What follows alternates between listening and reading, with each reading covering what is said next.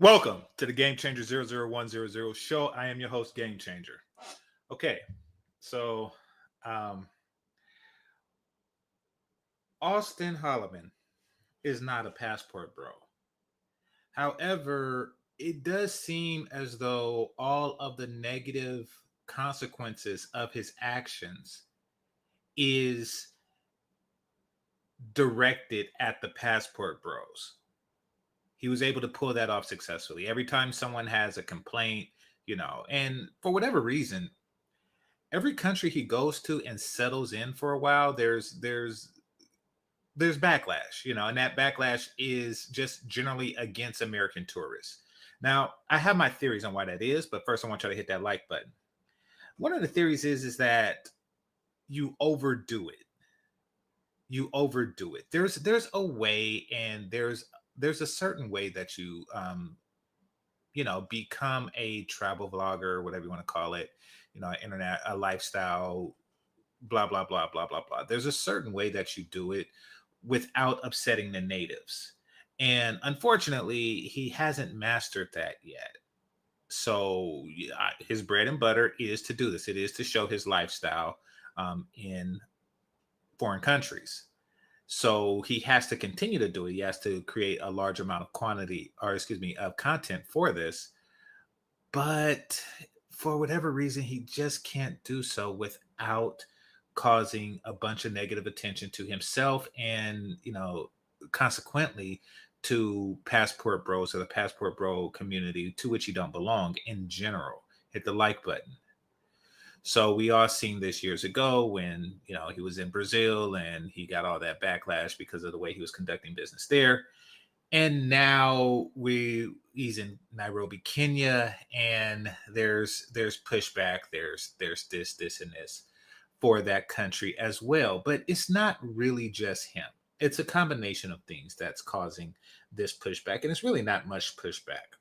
And one of them is, unlike South America, most of South America, women in Kenya, let's just stick with that country and let's not even talk about other British colonial African countries. Women in Kenya speak English. Like throughout the country, almost everyone there speaks English. Now, on the surface, you would think that that's a good thing. But no, it comes with consequences. And that consequence is that they are influenced by Western culture. What does that mean? It means that they get our TV, they can watch our TikTok, they could watch our Instagram, all the stuff that is making, Black American women the way that they are, all of the brainwashing that is making Black American women the way that they are, they're getting. The only thing they're not getting is the laws as it pertains to welfare and divorce. That's the only thing that's keeping the brainwashing from going through. So what does that mean? It means that you actually are dealing with a lot of women who want to be Black American women.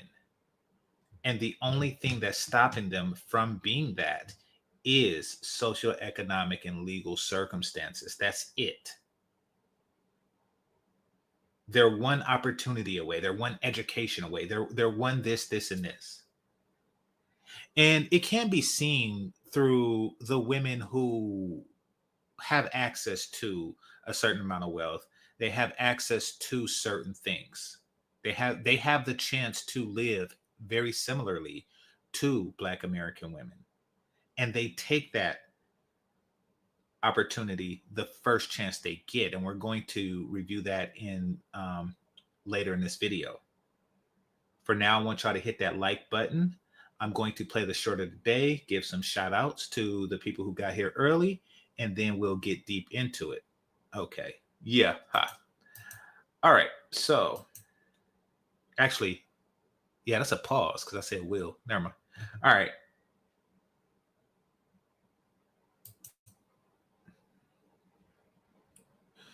Okay.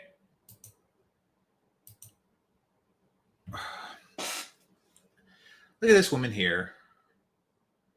nothing really, you know, they're starting to become, they're starting to look like stormtroopers. A lot of ABWs. They're starting to look like stormtroopers, meaning that you can't really tell them apart because they all wear the same uniform. They all wear the same helmets. They all wear the same armor.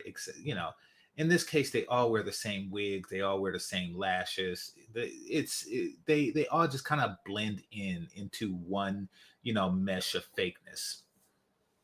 And she's no exception. You know, the only thing that differs is the curve, and that's the curves, and that's not really dynamic anymore either with the BBLs and everything like that. They're all starting to even be shaped the same. You know, the bad ones are shaped the same as other bad ones, and the good ones, like this one, reasonably, is shaped the same as the other good ones, and that is because they all get sucked and tucked in the same areas, likely. All right, but she has something to say, and we're going to review this. All right. I told you I was gonna get my nails done. You about to go do that right now? Yeah. Oh, for real shit. How you gonna get them done? I don't really know yet. Okay, then you go and get them breakfast now. Well, shit, look, just go ahead and call me back. After you get them done, we'll just FaceTime. And I'll let you know the plans after that. I mean, that's it. Like, you're not gonna ask for my cash up or nothing. Your cash out for what? You invited me on a date and I need my nails done. I mean, I thought it would click in your head when I'm telling you I'm going to get my nails done. Oh, no, I asked you on it. I asked you on it. I'm not, wait, hold up. Let's back up. I gotta get your nails done to take you on a date. Yes, you do. Like, if you invite me on a date, I have to look a certain way. And it's your job as a man to make sure I look like that. Like, baby, who raised you? It seems like your parents failed. You just said it, though. I'm not your man yet. Okay, but you're trying to be. Taking me on a date mean you trying to be my man, right? I'm trying to be. Okay, so you need to show me that you even worthy of me giving you my goddamn time. Wow, that's crazy. I pay for my girl dates, but I don't even. I'm still trying to get to know. It's giving broke energy. It's giving broke energy. It's giving broke. It's giving broke. It's giving broke. Y'all do so sassy. You a little sassy ass motherfucker. Y'all, it's giving broke. You good? Don't contact me. You good? Fuck on my. I told you I was gonna get my nails done. Okay. Once again, um, women in other countries, let's just say in this case Kenya, will behave just like this if given the opportunity. Because they speak English, they are subject to the same influence. They are. Somebody said, it's fake. Who's holding the camera? Yeah, that is. It might be fake. Considering that why would you film you preparing for a date or you asking for money for a date? But fake or not, we do know that this mentality and this personality exists. Oh, by the way, the camera could just be held up. And it exists amongst women who, quite frankly, can't afford to get their own nails done. Granted, it's not fair, but it is an investment. It is an investment on a future provider male, perhaps, getting your own nails done. Now, if the true purpose of getting your nails done is to impress him and he, quite frankly, seems indifferent, or else he would be interested in paying, then there's really no point in it. A smarter woman would simply say, I didn't have a chance to get my nails done. Or call him and tell him I'm about to go get my nails done. He says, okay, I'll see that afterwards. And then when he contacts you later, or he sees later that you don't have your nails done, say, yeah, I didn't really have enough. It's kind of expensive to get my nails done. But notice how she immediately went to aggression. Hit the like button. She immediately went to aggression.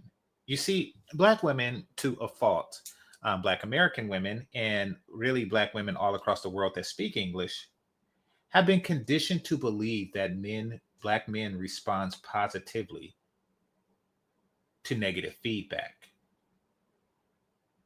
I don't know where they got that from. Well, I do know where they got that from. Let me take that back. I do know where they got that from. If you look at the movie Color Purple, for example, Ceely's character was passive, and Mr. responded with aggression. While Suge Avery, dealing with the same person's personality, was aggressive. She was demanding. She was straightforward. She had, quote unquote, what they would call moxie, what everybody else would call attitude. And he responded that with submission. He responded to that with passivity. So they believe that they can bring this Suge Avery personality to men and that they'll react the same way. That's the thinking. It doesn't really work out that way. It does not really pan out that way in real life. Unfortunate, but true. So now you know the mentality that we're dealing with amongst, let's just call them local modern women, urban modern women. There you go. I like that word, urban. Speaking of like, hit that button. Okay, so let's get into it. Crown Scrooge, salute. D. Scott, peace to you, brother. Kevin Murray, appreciate your support. All right. It says, can you do a live about Kevin Mosley's lifestyle game change? I don't know who that is. I do not know who that is. Nanga, thanks for your support always, and salute to you. Appreciate you. Charles Merchant, peace. Darth Low IQ, salute. Hold on. Ray, peace. Dolomite, salute. What is that? Oh, crap. Okay. And let's see. I already said Mad Max, appreciate you. 3900, salute. 3900, peace. Tony Miss reacts. They are not conditioned to believe that they want to be and look up to Black American. Yeah, that's what I was saying. Yeah, I mean, so to want to be like women who are conditioned is a form of conditioning. You know, it's perhaps not a first degree, but it is a form of conditioning. The Black women of the past looked up to fictitious characters who behaved this way, while the Kenyan women are looking up to actual women who are behaving this way, who are looking up to, who has in the past looked up to fictional characters. So that's what that's about. But it's all from the same source. And unfortunately, they're infected by it just by being able to speak English. All right. I already said Nanga. Let's see. Did you see the dating coach on Kendra? Send it to me. I know y'all could email me stuff at GameChanger00100@gmail.com, right? Everything they see in America, they copy. You know, that could not be truer. I don't know what country it is. I'm thinking it's Liberia. When they had civil wars going on. Is it Liberia or Libya? Let's see. Hold on.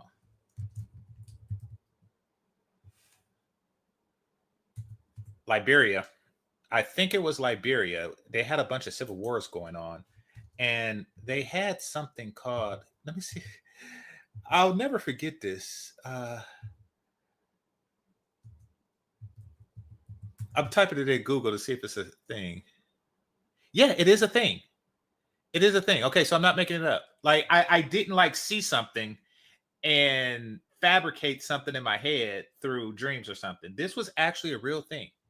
So while fighting for what they believe to be freedom or liberation or whatever you want to call it, in addition to having generals that fought bucket naked, which is very weird, but this is Africa.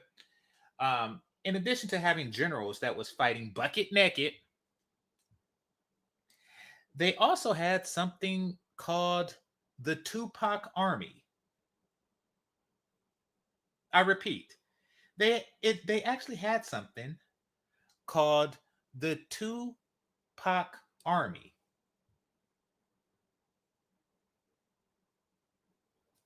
So in naming an army, Black American culture is so deeply ingrained into their psyche. They couldn't, like, for one, he couldn't have just named it after himself, whoever the general of this army is. They had to call it the Tupac Army.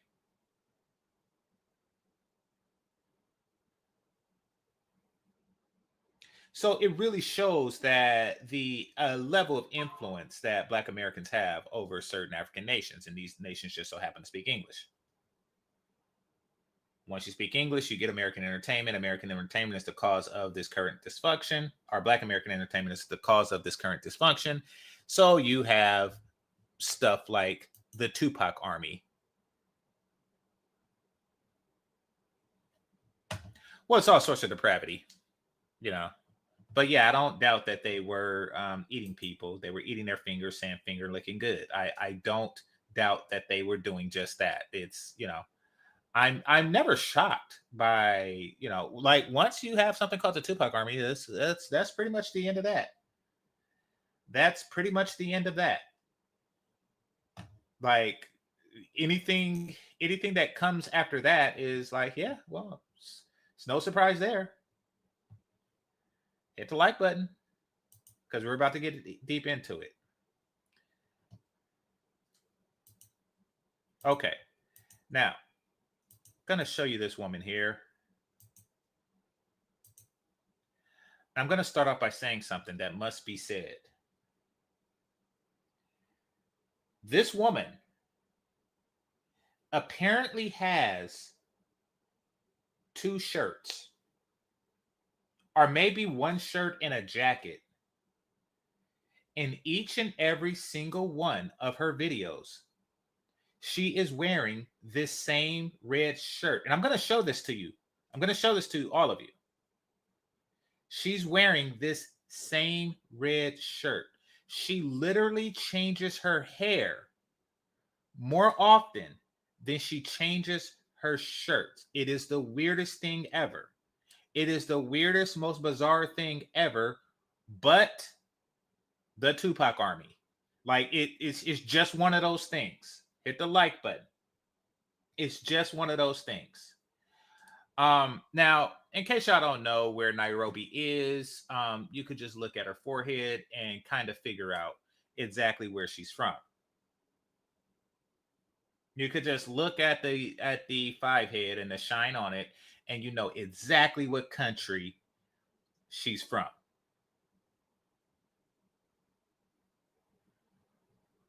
And they have an Oval Office. Yeah. All right. Let's get into this. And that have settled in Nairobi or settling in Nairobi, and they're making content around Kenyan women being soft, feminine, sweet, and they are being treated like kings compared to how they are being treated in America. And as a Kenyan woman, I'll be honest, is the money, bro. Is the dollar that you came with from US Hey that is giving you that level of treatment. Let the dollar run out, Troy. Let the money run out. That's when you find out that Kenyan women can also be rude and disrespectful. You want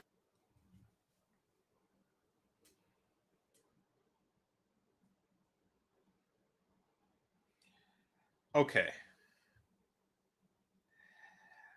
This is a woman who think that there's some type of pride in being an obnoxious bitch. She thinks that there's some type of virtue in this. Like, yes, like, no, I want to be rude. See, this is what I'm talking about being influenced by Black American culture. She sees all of these rude and disrespectful women, and she wants to be like that. And she wants to encourage other women to be like that. She needs that feeling of deep down, we're all Black American women. And perhaps they are, who cares? But only you are stupid enough to say that. I repeat, only you are stupid enough to say that. It's kind of like going to, I should call my job right now and say, listen, the moment them dollars run out, I'm gonna be rude and disrespectful. It's a obvious yet stupid thing to say. But look at her forehead. Look at her shirt. Imagine going to a restaurant and not your waitress, but a waitress, probably from a different restaurant, or actually not even a waitress. Imagine somebody in the next table just saying, you know, the waitress is only being nice to you because of those dollars.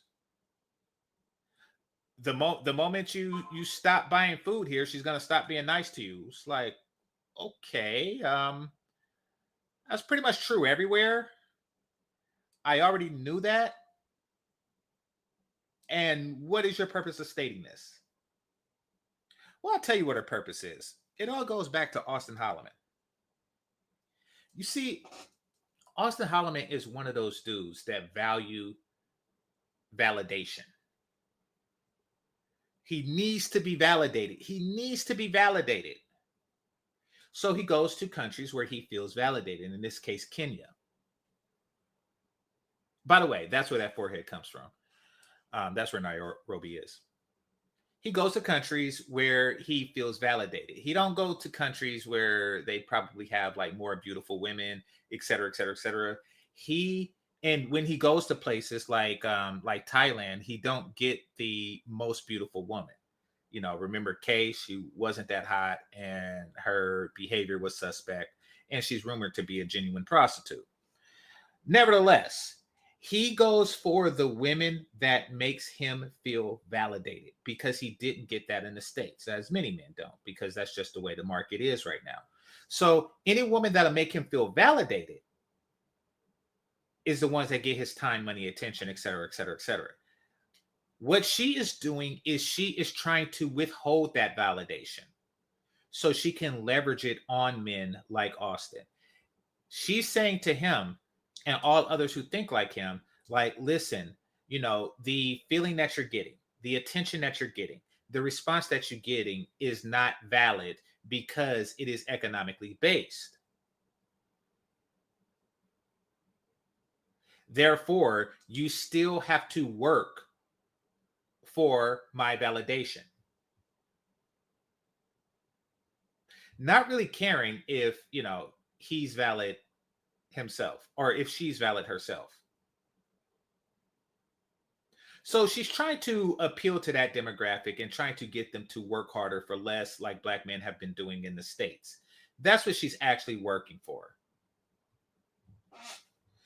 Don't take your thirst overseas. That is a very true statement. I can't tell y'all enough how many brothers I see with this thirst, with this blaring thirst that everyone could see on them in other countries. First of all, they see it with your pick. They see it with who you pick. Like, really? Really? You came all this way for that? It's like, okay, this brother is thirsty. That's one way. That's one way that they see your thirst. Another way is you're walking around with a camera on, talking about how submissive and blah, blah, blah the women are.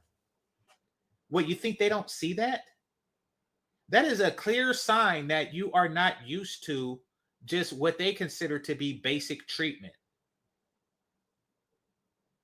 They consider that to be basic treatment that they give to guys that make $2 a day. That's what they consider to be basic treatment. And because you are championing that so much that you are that you're putting it on YouTube, they will see that as thirsty. They will understand the length and breadth of where you are coming from, that you are coming from, you know, a place of destitute. Okay, I'll tell y'all a story, right?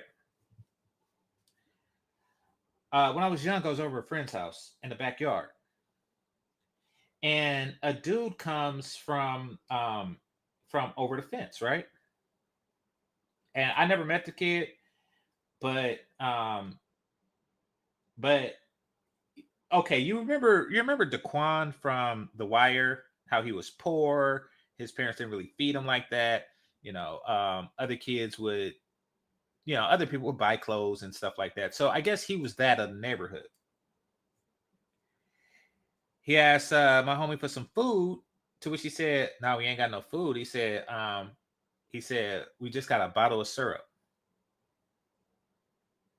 And he was like, "Okay, yeah, yeah." And then this dude waterfalled a bunch of syrup into his mouth.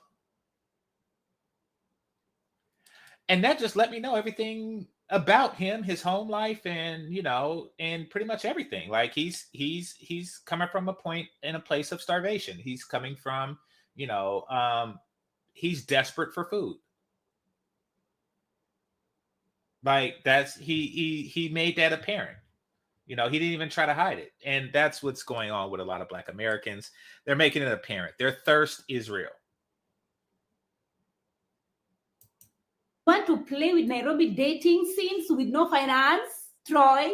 It's not the accent that is sustained that relationship. It's not the bling bling. Huh? It's not the dreadlocks. It's not the fact that you're saying you're related to Kanye West. It's not the fact that you're saying your former producer.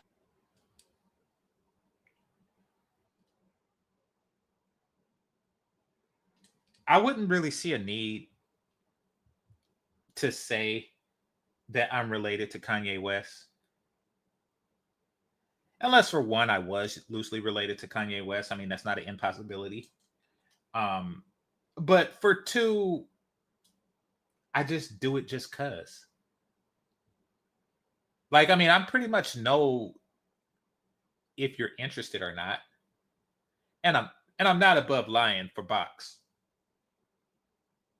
For those of you who are new here, hit the subscribe button. And if you want to know more about GameChanger, continue to watch. But yeah, I'm not above lying about box. I just never seen a need to tell that particular lie, foreign or domestic. Have I lied to foreign peoples? Yes. Yes, absolutely. Would I do it again? Absolutely. Why do I do such things? Because I just like doing stuff. And I really don't need a reason. I'll give you an example. Once again, if you're new here, subscribe. And if you're new here, you probably don't notice, but I am a nerd. I am not, nor have I ever been particularly athletic. So I don't play basketball.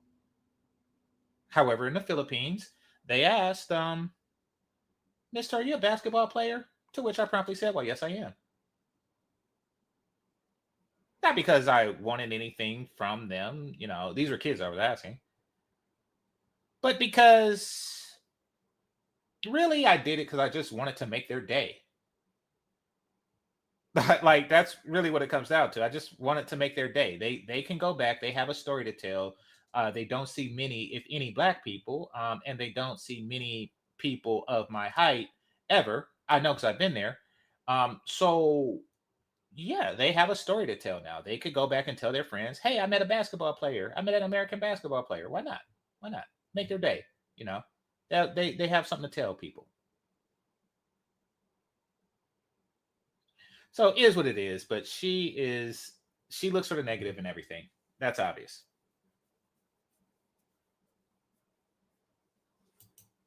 Of Drake.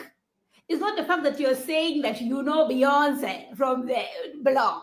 No, it's not the hip hop songs. It's the fact that you came with a dollar sign. Let the money run out. That's when you will find out. It's not going to run out, sweetie. That's why they're there. They're there so it don't run out. It is very difficult for American dollars to run out in Kenya. It is very difficult for American dollars to run out in Kenya. Hold on. Let's just look something up. Let's see.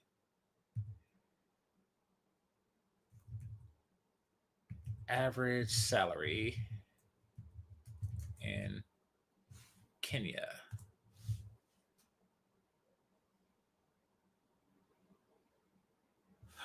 In dollars, I should have said. They get shillings. They get shillings. I didn't even know that was still a thing. Isn't shillings like something that small hat people used in the Roman days? Holy crap. Actually, there was a video game that used shillings. Okay, so the average, according to recent data, the average monthly salary in Kenya is around 250 to, let's just round it up to $600 a month. No, British use pounds.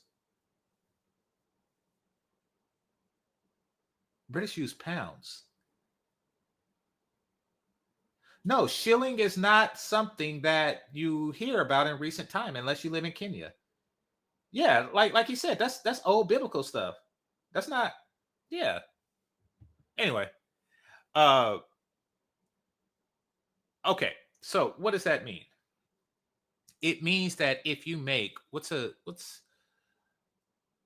low American wage?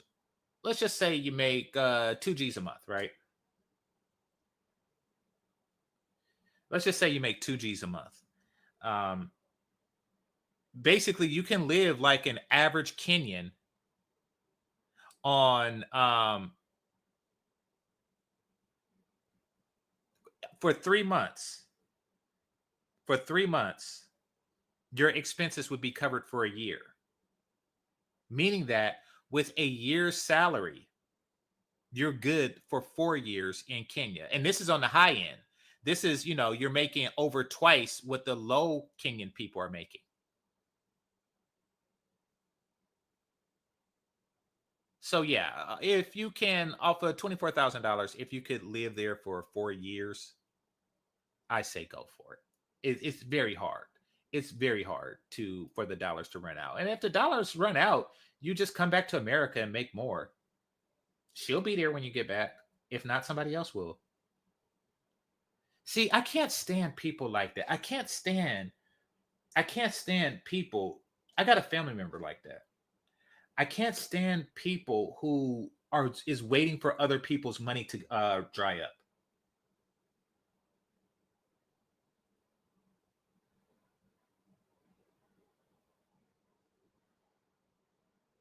I can't stand that. I can't stand the people who are waiting, because I have somebody like that in my family. So in the Bay Area, with tech and everything, the housing prices just skyrocketed, and it really put people who are, especially those who are older, who may have gotten their degree or education prior to the tech boom, and don't want to, re-educate or anything like that. I can imagine it sucks. It sucks if you're affected by this industry. Everything just went up around you. The houses just went up around you. You work for, you're a park ranger, and you didn't get a pay increase, but all these people from all over, has come to your area to do tech, and all of a sudden everything skyrocketed, and it sucks. And I have somebody like that in my family, and he's like, he was like, yeah, wait till this bubble burst, and all these people go broke, and then they're gonna need a park range. It's that thinking. Like, that's what she's hoping for. She's really just hoping for people to go broke. What's going on in Kenya with the passport bros there is good for the women, pros or not, and it's good for the guys. See, this is what you call a win-win. It's kind of like if you have a country that just has peanuts, and you have another country that just has jelly and bread, and then they just open up a exchange. They just have a trade agreement, and now everybody has peanut butter jelly sandwiches. It's one of those things. That this is what's called a win-win for everybody, but not her, because she's a miserable bitch. Okay, y'all talking shillings. So you say it's 1970s, man. Okay, listen, please don't try to normalize it. You know it's weird. You know when you heard it, you didn't think of what countries use shit. You know that it like somebody said, it's something biblical. It's something old. It's something video game. It's not common regular money. That's what I'm saying. Somebody say, give me 85 shillings. I'm cracking up. Like, wait, what? I was taken back when I heard the word shillings. And I think a lot of people were. Hit the like button. Out that in Kenya, money speaks multiple languages. That's funny. That's everywhere. It's just that our money is louder there.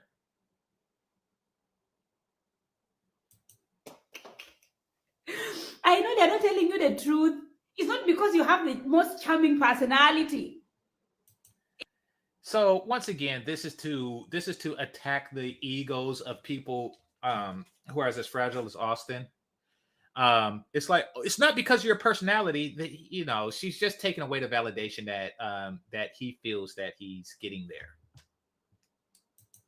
It's not the fact that you have a nice accent and you have, nice culture. Leroy, is the dollar. When the dollar runs out, that's when you find out the truth. In Kenya, we say, well, you find out the truth in America. We already know the truth. Mapenzi ni pesa. Pesa ikiisha, mapenzi imeisha. Asanteni. There's a bunch of Black American men that have settled in Nairobi or settling in Nairobi. Okay. So I'm going to read some of the comments as I was reading earlier, and there's some things I want to point out. Somebody mentioned Auston Holleman by name, says that it's only about the money, bro. Stay woke. Okay. It was funny that Auston was saying that, Brazilian girls, it's just about the money. It's just about the money. And then, he went to Kenya. And, well, there you go. But he also said that they have a preference for white guys there. And so did O'Shea. But it is what it is. He's seeking validation. He's on a validation quest. All right. Babe, stop. Let our girls enjoy. Okay. As an American woman, baby, teach them the truth. Who is she teaching the truth? Who is she teaching the truth? Is she teaching American men the truth? Like, okay, let's just say that you're an American guy and you didn't know. You would still just go to Kenya, because even if it is about the money, it's about less money there. Search bar, Troy, Kenya. All right, let's see.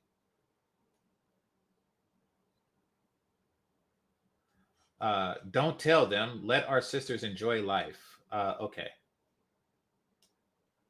They are only happy if they feel like they're getting over. When money talks, no one checks the grammar, honey.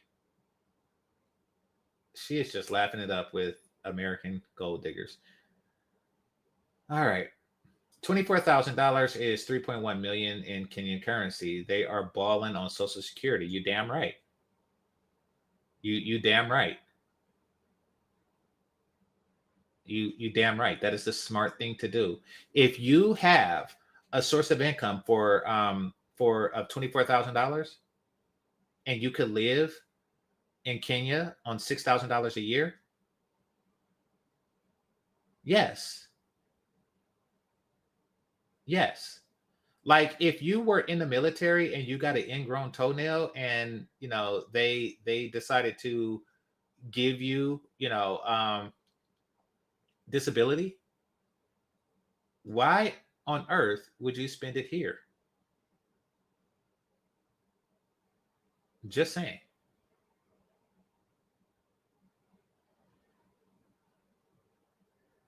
My Polish friend married a Kenyan woman from Mombasa. Ooh. Mombasa. Ooh. She left him when he went broke. You ain't lying. I've seen it happen. Okay, yeah. And an American woman would have stayed.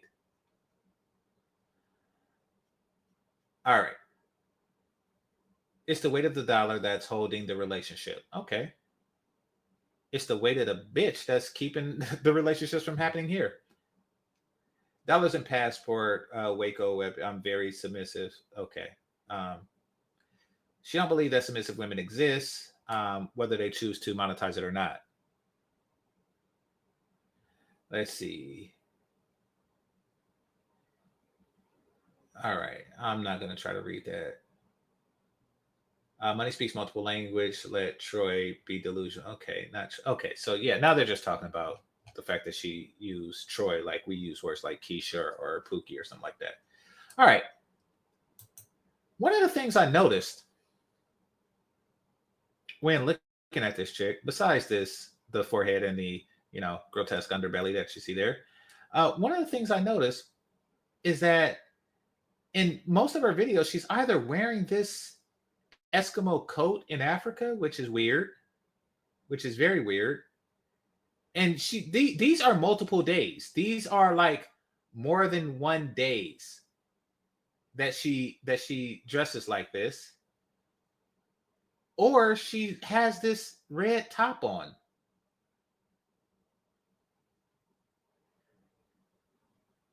See, like, look at her hair here and look at her hair here, and it's still the same red top.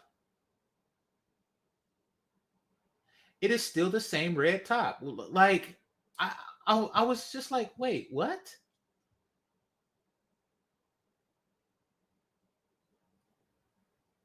Oh, dang, she got a gap in the tooth. Oh, okay, so she has a red top and a red dress.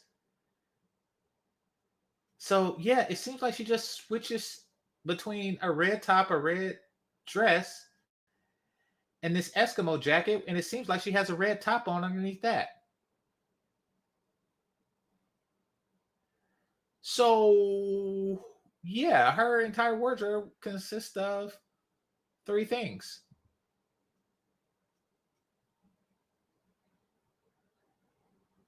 Okay, in high school, when I didn't understand why 30-year-olds were not married with kids. Um, okay, so she's one of those proud cat ladies. I told you, this is a Americanized Kenyan woman, obviously. And she's following down the same path as all American women, and that is of bitterness and despair, but putting a happy face on it because they don't have to submit to a man and they are miserable looking for company. That's essentially what's going on. Passport bros offer women in this country an alternative to that. She's losing potential miserable people as a result of this. So let's see. I'm going to find one to click on. Let's see what she has to say about same shirt. Same damn shirt. And somebody says she wears that Eskimo coat because it gets cold at night. Well, I turn on the heater because it gets cold at night because I got money. Or what you call shillings.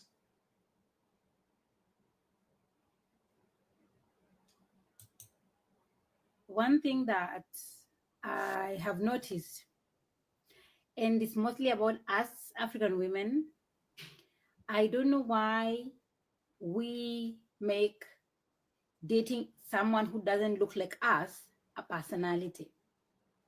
Like it's about them. And, if it doesn't go right, tunaanza kusema, wazungu by then wabaya. I don't know what those words mean. Usimtrust wazungu, by the way. Talk regular.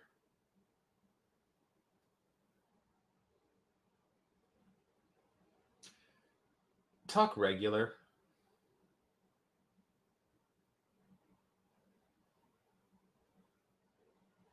I don't like it when English speaking African and Caribbeans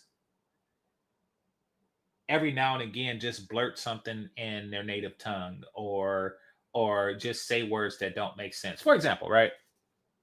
Years back, I was watching Chantel Simone, and there was a dude on there on one of the like cutouts or skits that she does, and he was banging on the on the buckets, and he was singing like Ahsoka Su, Ahsoka Su, Ahsoka Su, yeah.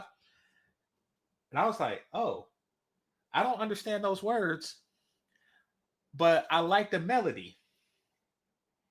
And I would ask her to play it. And then one day she told me, I don't know if it was on a show or on the phone or something. One day she told me that he's saying, go suck your mama. I was like, man, he say words so different that it sounded like a melodious song, but instead it's some crap like that. What was she saying? What were those words? Babuya, babuya, babuya, ha. Right? Tunaanza kusema wazungu by then ni wabaya. Acha nikwambie wazungu. Usimtrust wazungu by the way. By the way China, he guy. Mimi siwezi advice msichana adate Mchinese.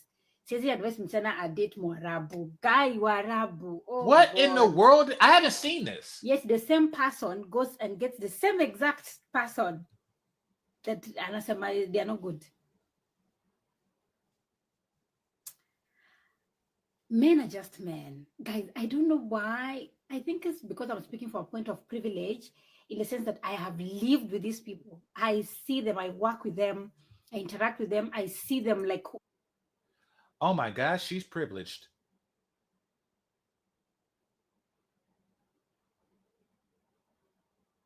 This is privileged. The same shirt every day is privileged. She has a shirt, a dress, and a jacket. And she's privileged because she has a dress. I don't want to think about what she got going on underwear-wise.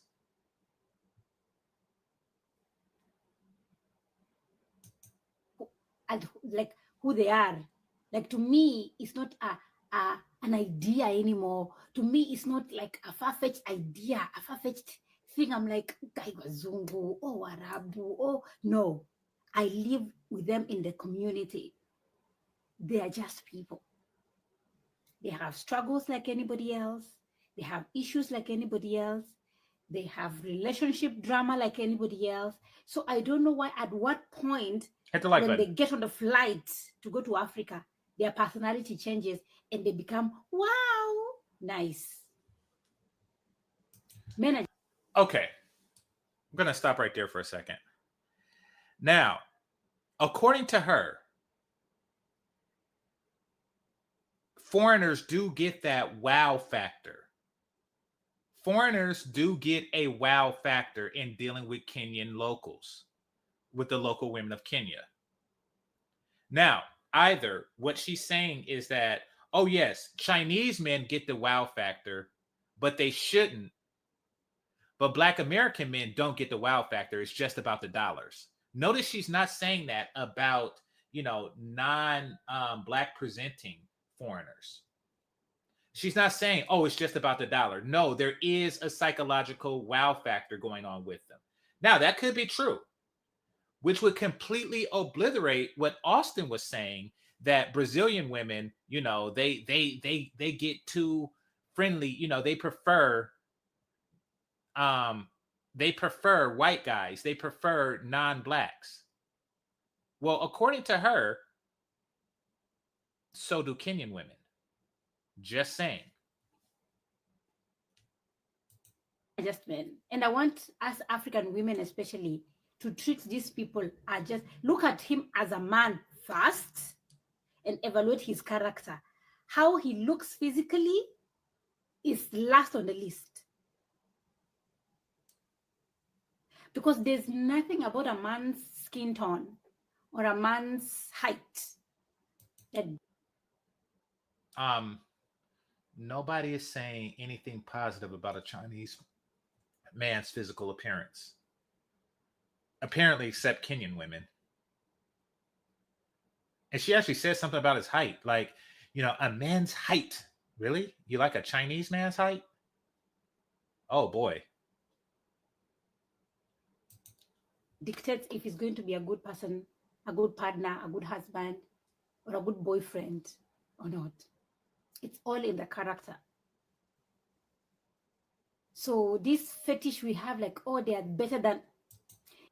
So there exists a foreign fetish either that does or doesn't extend to Black American men. In some things, yes, they are better than Africans. And there are things that Africans are also better than them. But And we're better than both. Yeah. Just saying. If I was to go there, I got that big wallet and that big, Just saying. I know it's not a discussion we want to have because, there's even, movements of people who date these people. Like it's a whole movement. Nonsense. Oh, so there's a movement there. See, this is ridiculous. Auston, he stay taking L's in this regard, like he does. Children are more serious than marriage. Ooh, let's click this one. Oh no, this is just where she talks about. Here, I'll click it for y'all. So what do you think is a bigger commitment, marriage or a baby? Marriage, because a baby you could just leave. And you as a woman, you date such a man, knowing fully well his mindset. It's high time we as women stop pretending, stop acting stupid, stop acting as if we are victims. So she's obviously a Kenyan feminist. She's against relationship at all costs because she's 30 and single and childless, which is unheard of in Kenya. Let me point something out to y'all. Hold on. Of childbearing in Kenya.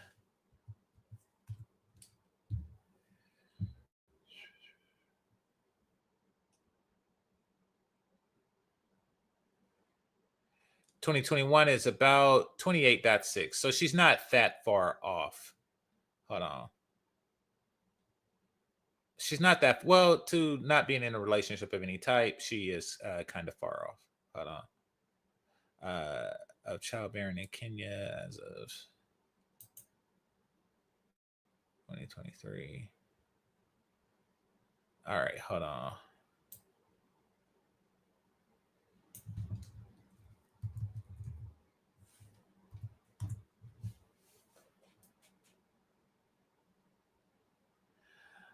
All right. According to recent data, the average age of marriage in Kenya is around 25.6 years for women. Okay. So what does that mean? It means that for her, on average, more than half of her friends are married by now. And they started having kids about a year ago. And she is starting to feel her world getting smaller as a single woman, as a strong, independent American woman. She has an American woman mentality, but she's not in America. So her world is shrinking. Her world is shrinking. Her friend circle is shrinking. So what does she do? What does she do? She takes to TikTok to make new friends, to join the American branch of the Sisterhood of Failure.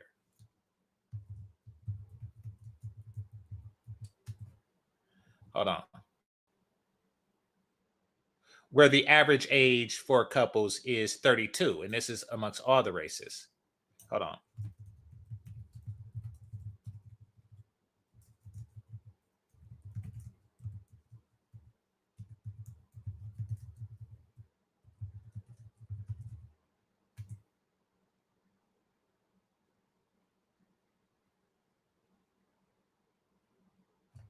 Median age for first marriage for Black women in the U.S. is 32 years old. Oh, I see. So it's lower for white women and Hispanic women, being 26 and 27 respectively. So yeah. Black women are about 6 years behind white women and about 5 years behind Spanish women, possibly in every aspect of life. But nevertheless, what's going on here is that she's looking for people. It's normal in the U.S. She's following the U.S. pattern of marriage and relationship and all that stuff. That's why she's online looking for U.S. connections. But you got to change your shirt if you want to do that successfully.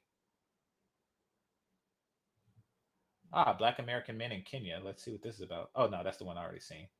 She had one that talked directly to Auston Holleman. You know what's funny? Like, the one that she has where it says Passport Bros on the thumbnail, she gets 187,000 views, but on the other ones, she got like 9,000, 23,000. It's a huge jump. So she's seen this, and then like the following videos are Passport Bros.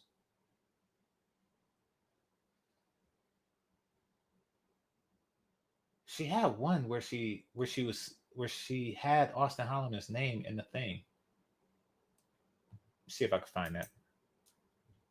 I saw a TikTok of a guy saying he's a top tier man, and the lady asked him, "What makes you a top tier man?" And this grown man with a beard said, "Because." What is it with modern women and freaking beards? Listen and listen me good. I don't care if Chloe Bailey was in my bedroom right now, waiting for my beard to grow. It's just not me. It's just not me. Because he's 6'4", makes over 100,000 a year, and he's black. That is what makes him a top tier man. She, of course, is talking about no fugazi like everybody is because they're freaking losers. I've seen Obsidian. I haven't seen him quite some time. He was talking about no fugazi, talking about, you got to be with a black woman. You can't sleep with non-black women and talk about black relationships. You mean like Kevin Samuels? You mean like your good friend Kevin Samuels? The one that wouldn't take a picture with you? You mean like that? See, that's what I'm talking about when I say just hating just for the sake of hate. Because we all know that he got down with non-black women. Just saying. But everybody sees an opportunity to eliminate competition, and that's just, that's just how ninjas be.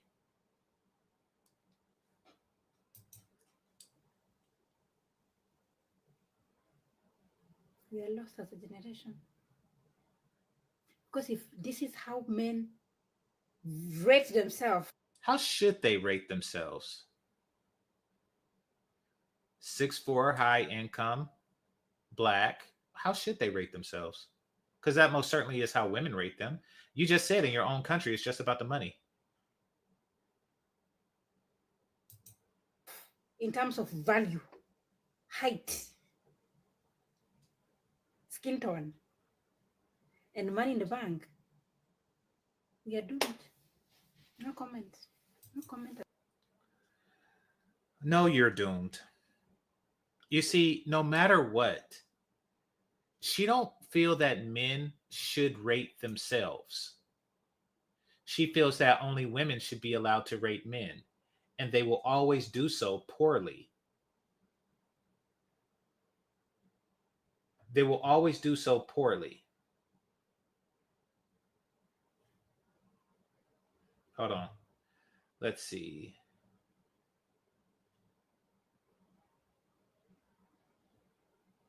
All right, here we go. This is where she addressed Austin Holleman. This message is not necessarily for Austin Hellman because he came up a lot in the comments. I had to look him up. Interesting guy. He seems to, be enjoying life in Nairobi.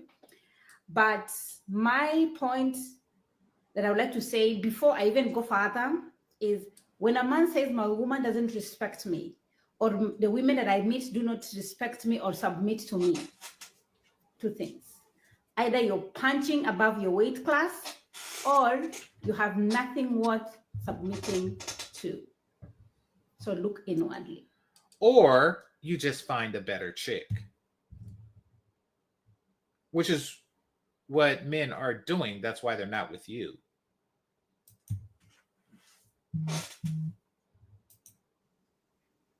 The reason why I say it's about money, Leroy, is because majority of the Black American moving to Africa or the passport bros have nothing else to offer other than money.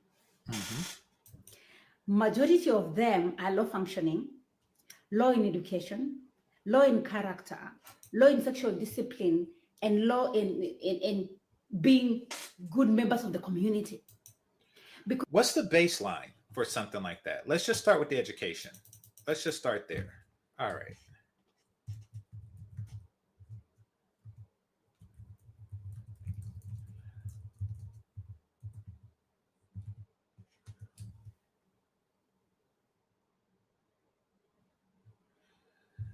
According to available data, the average education level in Kenya is around 6.7 years of schooling.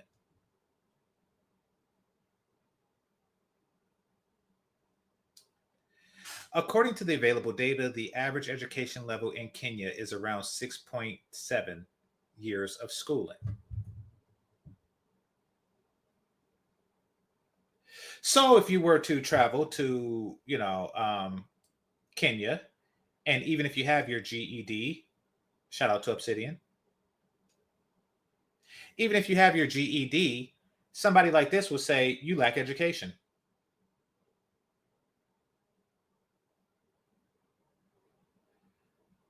Yeah.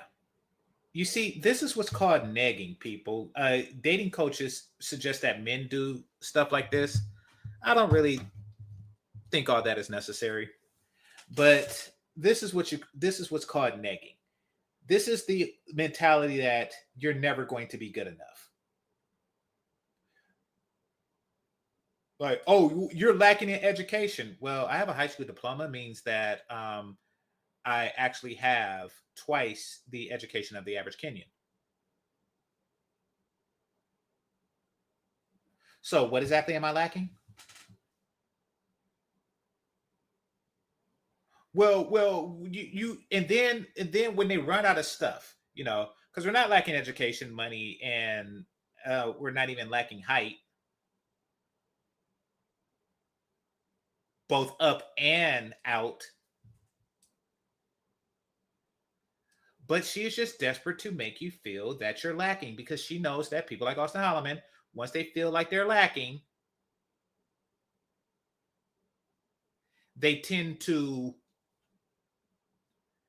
overcompensate. They tend to work harder to try to prove themselves to bitches that aren't worthy. So she's hoping for that mentality. Dang, this is shocking. But let's have a listen. All right, let's have a read. This is what I'm reading from Google. Kenya has an average of 6.7 years, placing it 113th of 150 in the global listings. Oh, wow. This is the person that says that we're lacking education.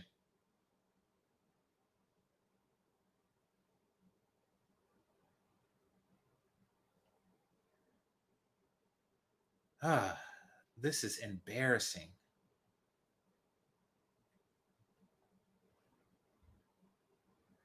I'm just going to see where America ranks. Oh, wow. Germany's killing it.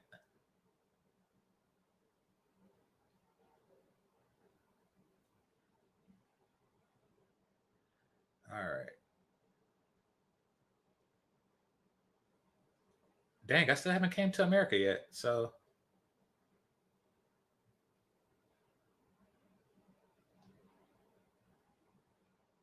I don't think it's even on this list.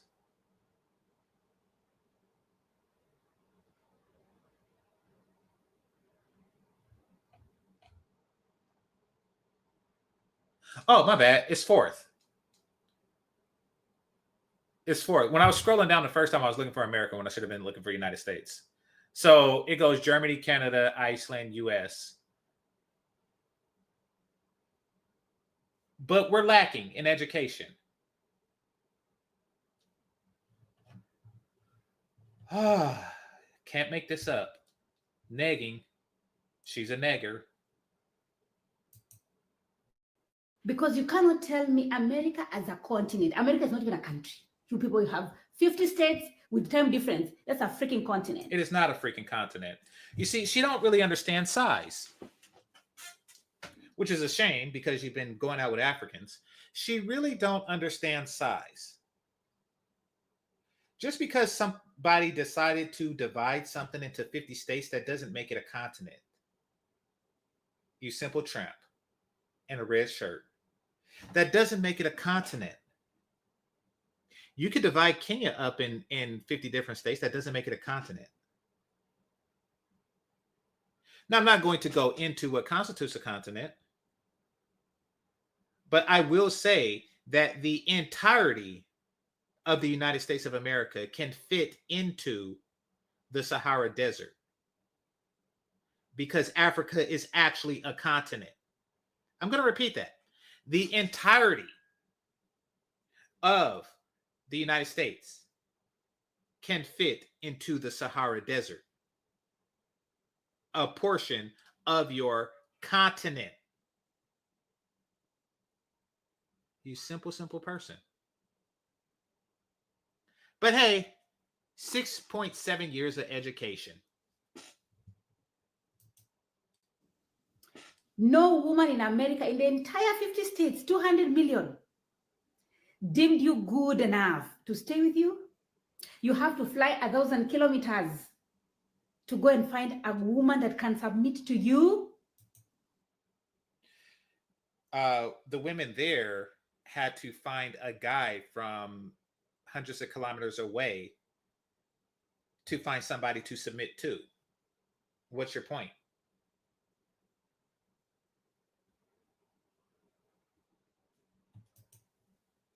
You are the problem. Because good Black American men in America, I have never been to America, but I know. Of course you've never been to America. Because no matter how bougie you are, you're still not good enough. And that fact is what kills you. No matter how bougie you think you are because you have a red shirt and lip gloss, you're still not good enough. The only time I see Kenyans here, quite frankly, are doctors and engineers and crap like that, which you are not. You're not good enough for here, but we're good enough for there. What does that tell you?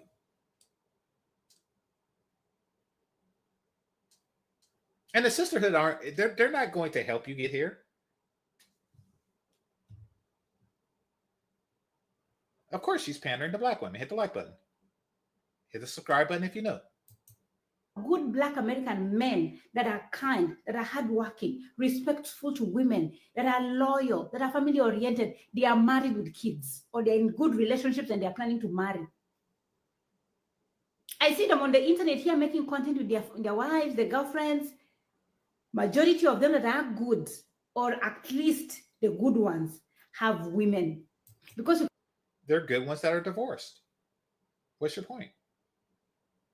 There are good ones who are divorced by bad women. You're going to tell me all the women that you have met are not submissive and respectful and they don't treat you like a king, yet you're the constant factor? Troy. I know that name is just funny. Do not be fooled. Majority of them have... Okay, you're so simple that you're amused by the name Troy. All right, listen. Who's the constant factor in you?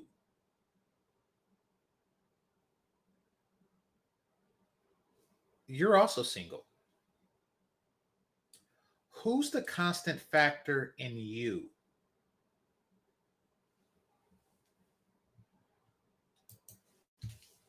Have nothing else to offer. Their women have seen that, they are not good men. They have left them. So they have gone to a country where people don't know their character so well. So this village excitement, so people will be like, your new thing, the new item on the shelf. You go faster, faster, faster. It's just a matter of time before the African women also find out that you actually do not have good manners. Let's just be honest.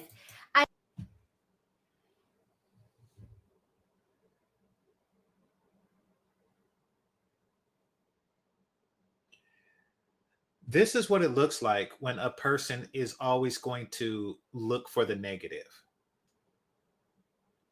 So if a man is tall, dark, and handsome with a beard and a high income, an income that is over 20 times your average on the high end, over 20 times your average on the high end, you'll say like, oh yeah, your manners are bad. Bitch, shut the fuck up. If you don't shut your mouth and your fucking forehead, shut up. Nobody is falling for it. Well, Auston, but nobody else is falling for it. Nobody else is falling for it. Nobody else has this need to feel like they earned it from you. We understand that it is you who need to earn my penis, period. And you haven't, because as they pointed out in the chat room, you ain't got no damn hair. That is the unfortunate truth of being you.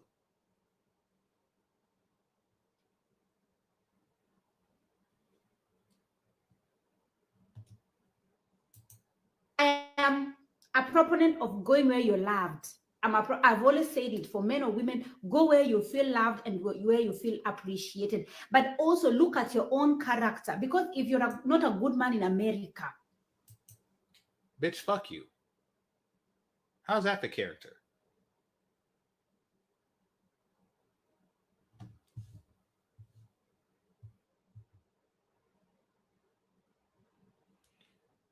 So I guess this is where the men are supposed to go to her and say, oh, no, I got good character. I got good character. Shut your unworthy ass up. and you haven't decided to do a 360 and change while you go to Africa, or some of you go to Asia to find a good woman, it's just a matter of time. This bitch got the same shirt on every video talking about, you need to change. This bitch got the same shirt on every video talking about you need to change. Can't make this shit up.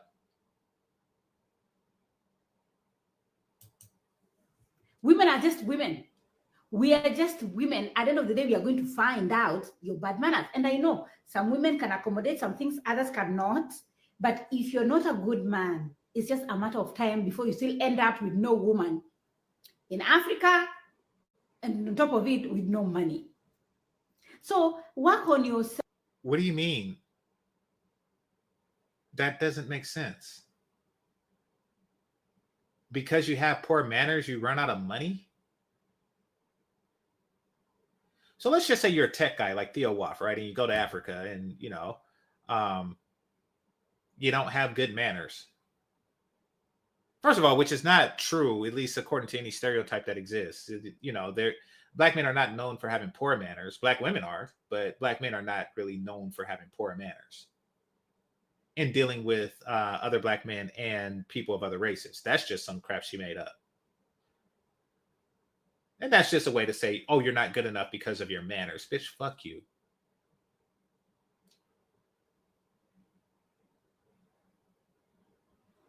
According to this bitch, we just fart at the dinner table. Like, according to this bitch, I mean, listen, change your shirt. Talk about manners. And I know you don't change your drawers because you have to take your shirt off to change your to change your undergarments. You nasty bitch.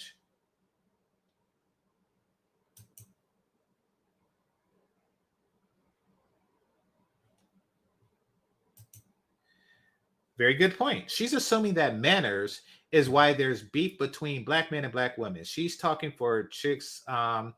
She's talking for clicks and views. Absolutely. Her critiques of Passport Bros have gotten her more clicks and views than she has ever gotten, and she wants to capitalize on that. But more than that, she wants to feel like she's a black American woman, and you're not. And you're not. You're not fat enough. You're not fake haired enough. You cannot maintain a weave regularly on your income. You can't. Your privilege comes from a different place than the government. It's not that type of party. And you're not invited with that shirt on.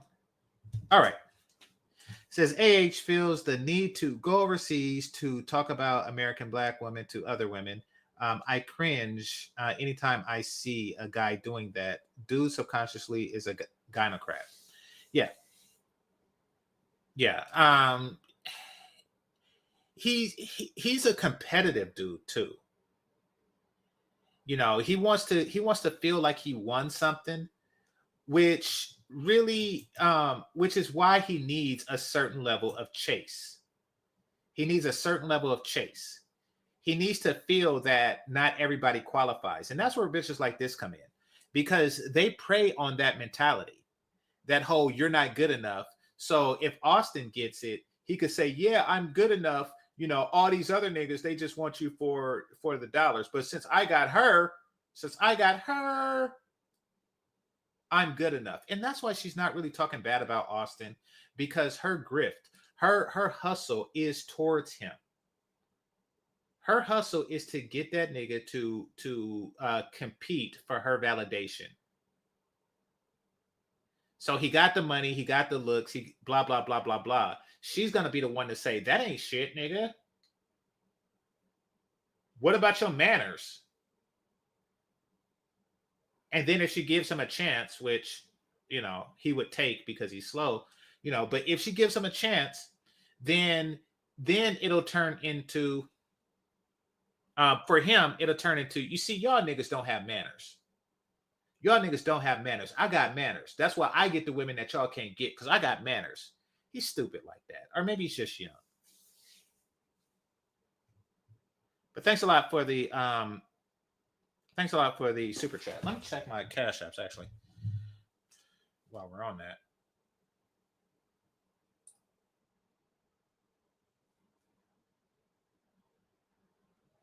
Okay, moving forward. Selves. Work on yourselves and be good men. And I know majority of you, first of all, have been raised by single mothers, yet you do not respect your single mothers. You don't respect even your own mother. You resent your mother for staying instead of resenting your fathers for leaving. Your culture and the culture of Black America is so disintegrated that you don't have family values because you didn't really see good family values while growing up. So you want to go to a... It's amazing how, according to her, this only affects men. It's amazing that, according to her, this only affects men.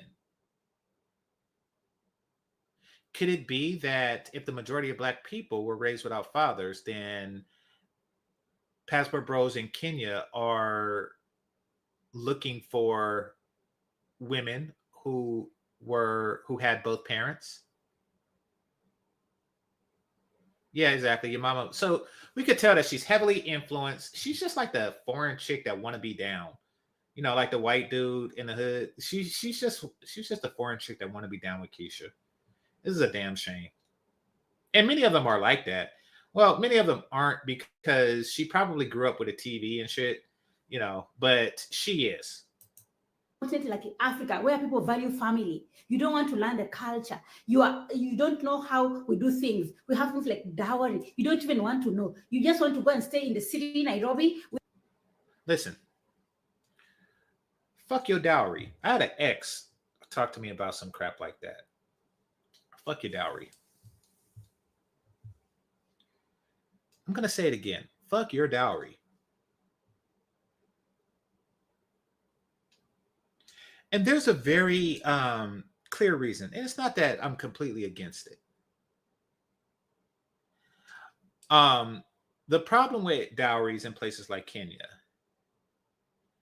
is that it's elastic, and nothing you purchase should ever be elastic. Even though that's true in America for certain things, because that's why they have like low income housing and stuff like that, meaning that the price of this particular thing varies depending on how much you make.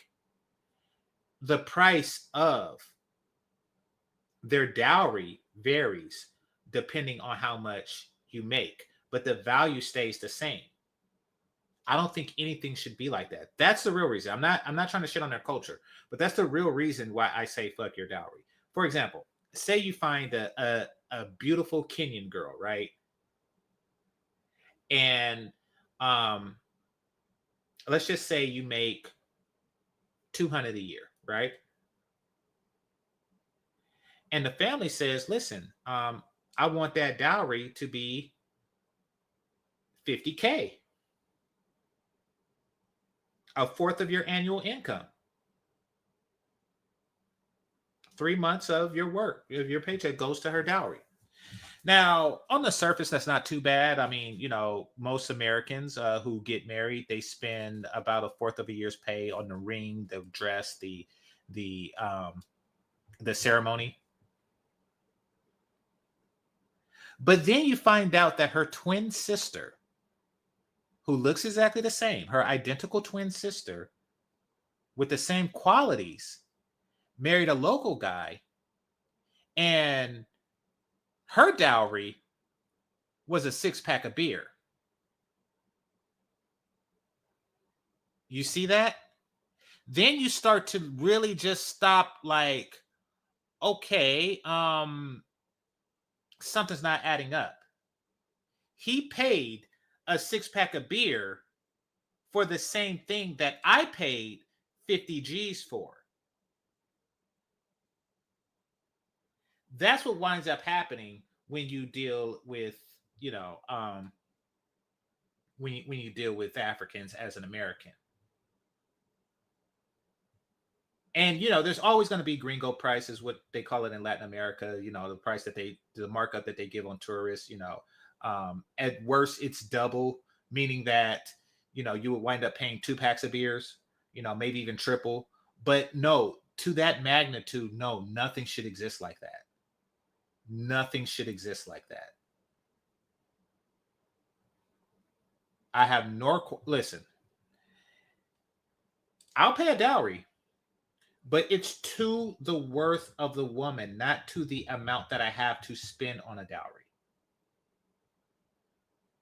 And that's just an economic principle. That's not even like I'm not down with the culture, because the culture did create the woman that I like. So, you know, I can't deny that, but I was like, no, I'm not gonna be gouged in that way.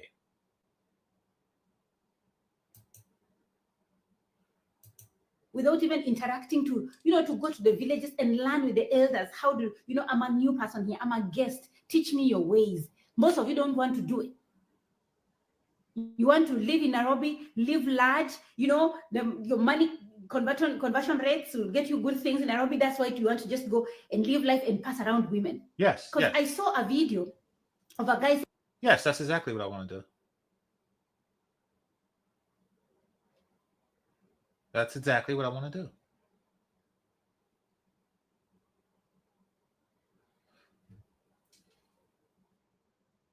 Fuck your village. Yeah, I had to give that some thought. Fuck your village.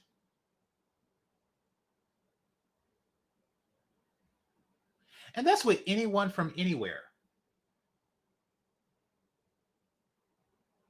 I don't have to go to your damn village to like you. Who in the hell says that? If you date a Filipina American, do you have to go to the Philippines and and get submerged in her village? Like if you meet a Japanese woman, do you have to like go to Japan and fight her father with a samurai sword? Like what kind of fuck you what? Listen, listen, it's not just your culture. It's like listen, I don't have to see the tree to appreciate the fruit. Once again, I don't have to see the tree. I don't have to go to the orchard to appreciate the fruit. I don't have to go to the ranch to appreciate the steak. I don't have to take a carpentry class to live in a house. I don't have to do any of that shit. Stop trying to put ridiculous criteria on people. That is ridiculous. If I want to, it's because I'm curious about, your village. Or eventually the relationship has progressed to where I meet the parents. And even then, if I feel comfortable in doing so, I'd ask that they come to my house. Fuck your village. And I mean it. Who in the hell thinks like that? Who y'all ever date a white girl and she and you say, oh well, if you want to date me, you gotta visit the neighborhood I grew up in. The fuck?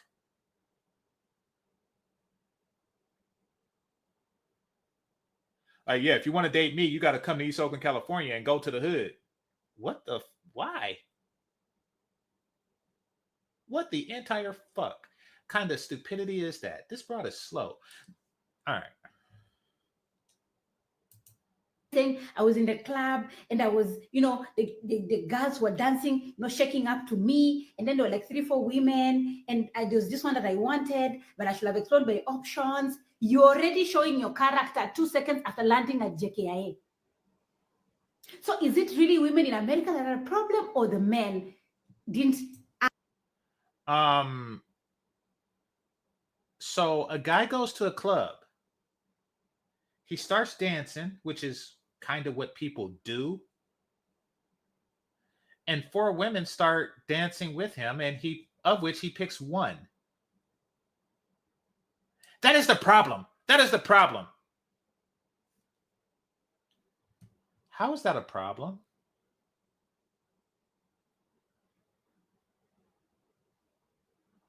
I'm going to go back. I'm trying to see what's the problem with that.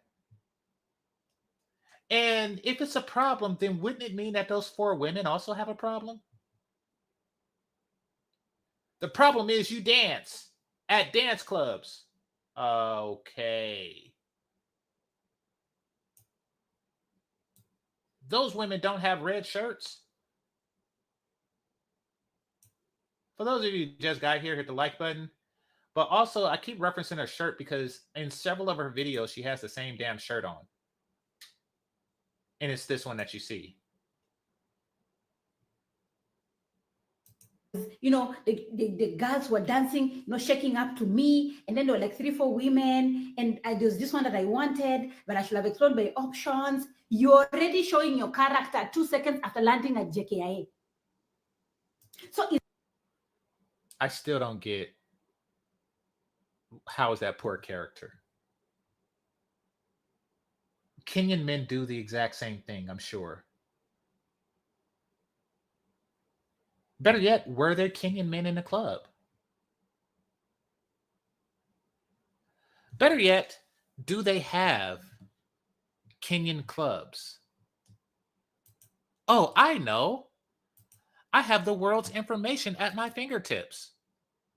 So, let's do a YouTube search and see if dancing and grinding is a uniquely Kenyan thing. Let's see. Or a uniquely Black American thing. Let's see. Okay. So,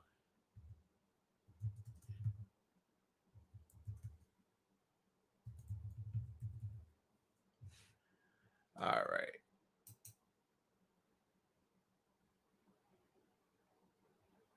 Do do do do do do do do do do. All right, I'm going to hit the mute button just in case there's some copywritten music on this.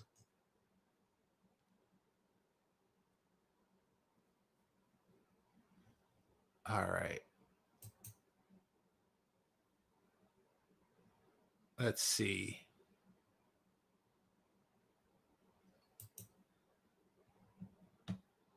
By the way, that club is part of their culture. The fact that it's there makes it a part of their culture. So, I mean, he is exploring your culture. Cultures have different aspects. You don't have to go to a freaking village to see the culture.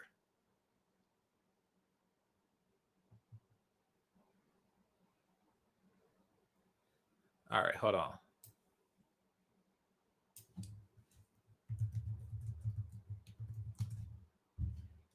Apparently, they party on buses.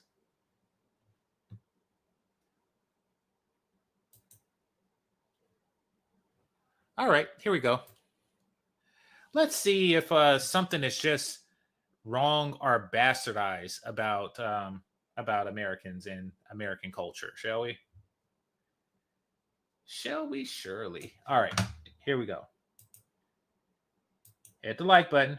Spitting knowledge, spitting wisdom, spitting foreheads. It shines so brightly. All right, this is a Kenyan nightclub. Okay, there's a man dancing there. Oh, they're doing American dances, obviously. Okay. That's a Kenyan guy. Once again, forehead. Yeah. You're showing your character the moment you get shut the fuck up. You are anti-dancing now. Bitches like you is just terrible.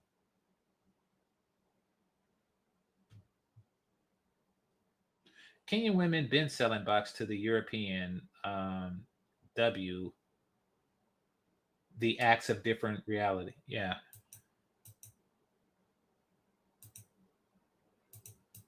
All right. Now let's go back to this shit.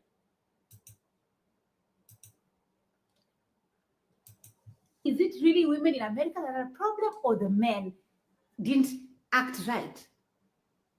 Because even in Kenya, those men that have bad manners, they also don't have women. The good ones that are kind and loyal and they try to be good men, they are married with children, they have girlfriends. So you're the new... What happens to the women that don't have good manners? Oh, they turn into you.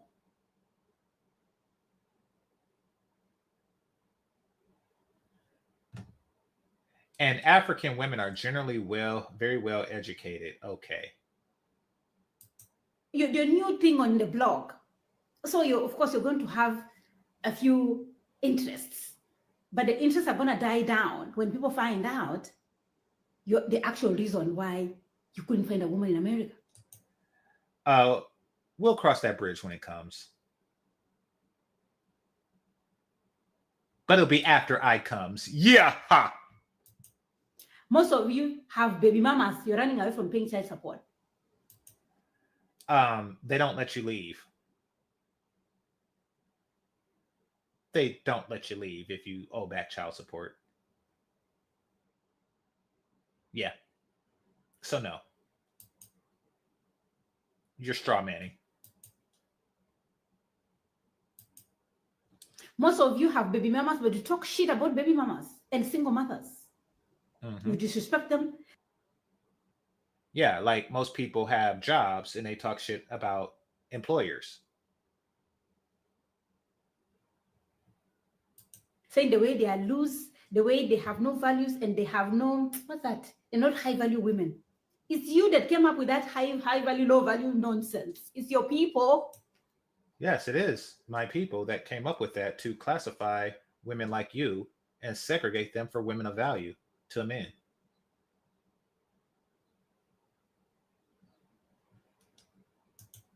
And I know not everyone. Please don't come for me. I know not everyone. Oh, but I am just... Please don't come for me, bitch.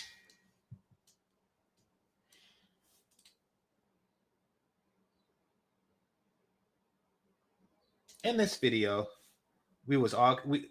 she refers to us as Leroy. We've been all kind of broke, dusty, not good enough, bad manners, undereducated, not interested in the culture, don't respect our mamas, don't have fathers, and don't think I'm coming for you. Listen, you never been to to America, but passive aggressive bullshit do not work with smarter Americans. It don't. So no. Fuck you on your forehead.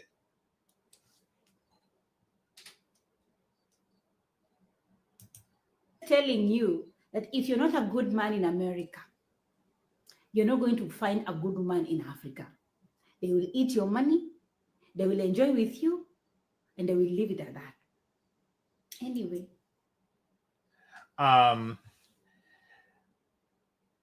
They'll eat your money. She's going to be eating something else.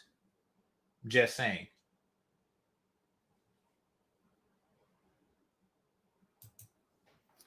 I don't want to be the one, the prophetess of doom. This message is not. Okay. So that's terrible. Let's go to a better place. Let's go to a better place that Passport Bros also travel to. And to answer the question again, why brothers don't go to Africa to mess with the up and coming Keisha, the future Keisha. And I'm not saying all African women, but you know, this one is her. I mean, you know, she definitely, you know. All right. Here's what I mean by that. Here, one moment.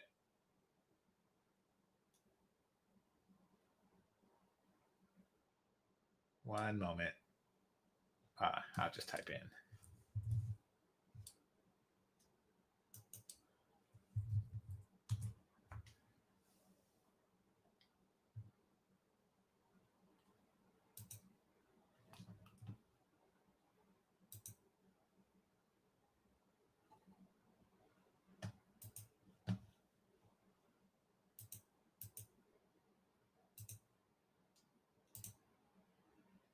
Okay.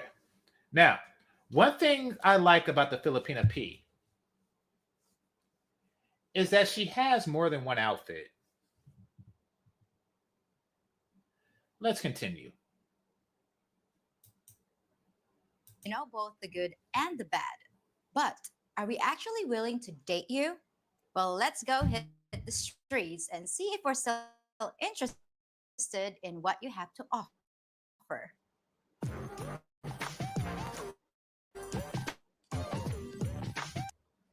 Pretty name. So my question for you today, would you date a foreigner? Would say yes. Okay, have you met one? Met one, yes, like cross the roads or like going in the boulevard.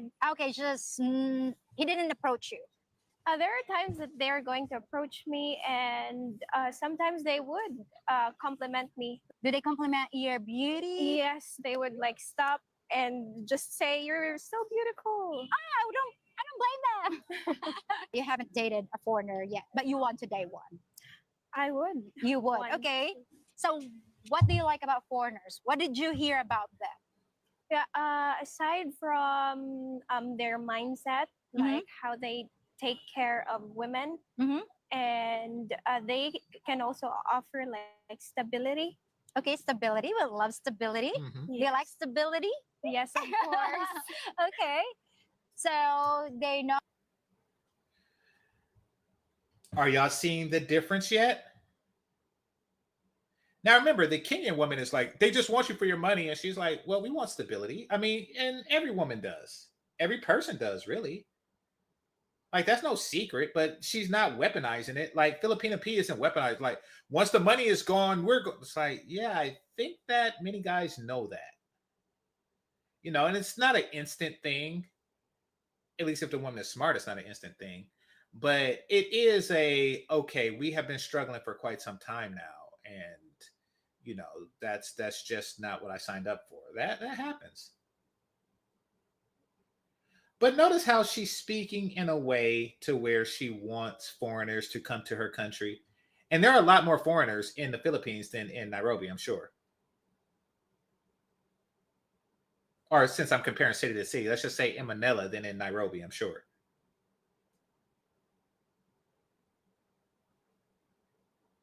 Somebody said I'd consider moving her to Alabama. Why would you move anybody to Alabama?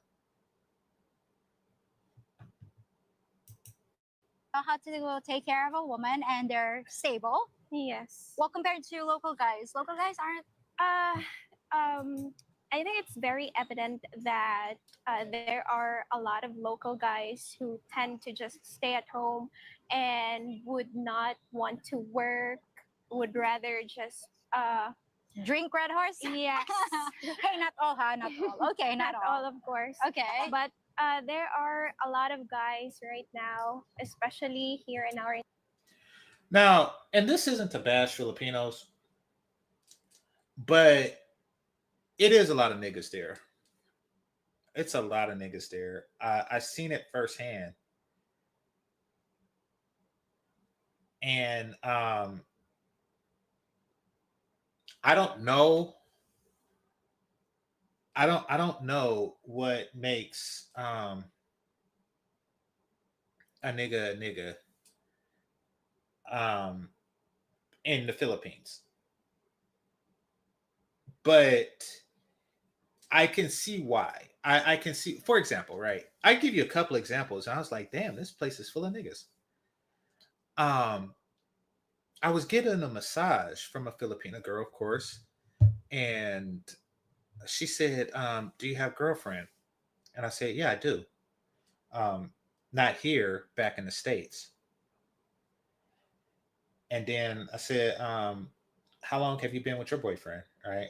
Because she was a very pretty girl, and I'm thinking like, she had to have a boyfriend, like some local dude,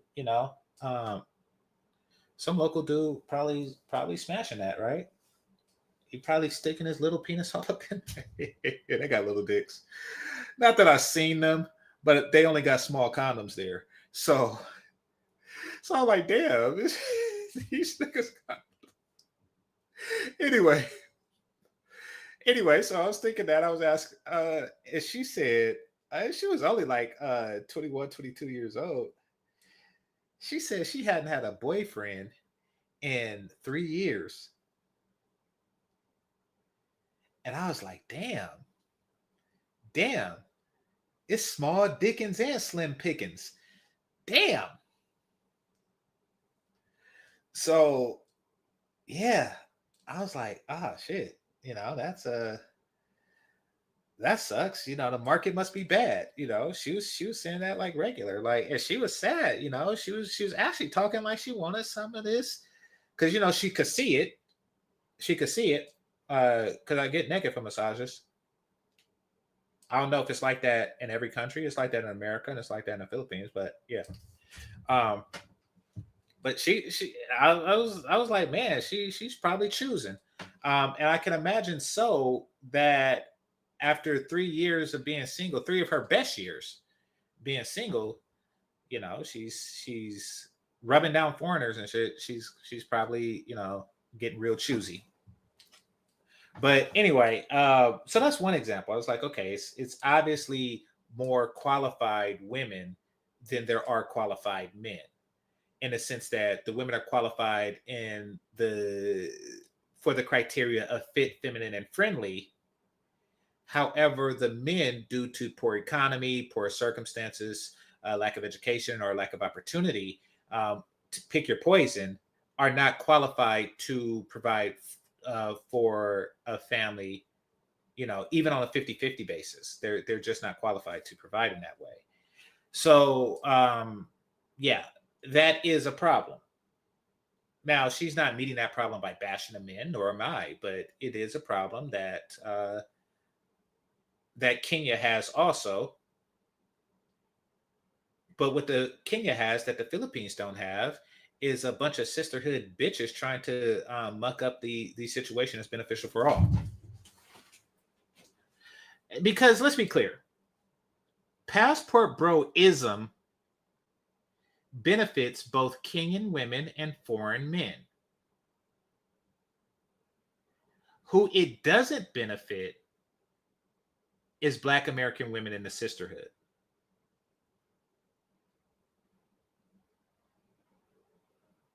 And Kenyan men who are forced to compete, Kenyan men with 6 years of education who's forced to compete against America. That's also a thing. Anyway, moving on. Environment that they are some kind of irresponsible, just based on my experience. Okay. So what about in the bedroom department? Philippines is cool. They love basketball and chess. I noticed that. Yeah, I did notice that. Actually, my aunt has a foreigner, Oh, and she tends to share some like juicy, juicy and romantic scenes that they have with her foreigner, and yeah. Is she? I had a feeling that Filipino girls be talking about my dick when I'm gone. I had a feeling that they do that, and now I know that they do. First of all, they do it right in front of your face. They do it right in front of your face. They grab my dick, and then they say something to the next woman in a Filipino language, and then she grab my dick. And I'm not making this up. I'm not making this up. This is at the go-go bars, so the women who work there are prostitutes. And they're terrible dancers. It's a combination between stripping and go-go dancing and stuff like that. It's weird, and it's, to be quite honest, it's kind of lame. But yeah, the first one asks for permission, and then she'll be like, blah blah blah blah blah, and then the next one will come over and grab it. So, and I didn't fuck any of those girls, but I do get the feeling of the ones that I did fuck, they went back and told stories of my dick. Telling you to marry a foreigner too? My aunt, yes, and also my grandmother, they would really push me through marry one because they want me to like have a better life. And they push their daughters to marry foreigners, while this Kenyan bitch is pulling them away from them.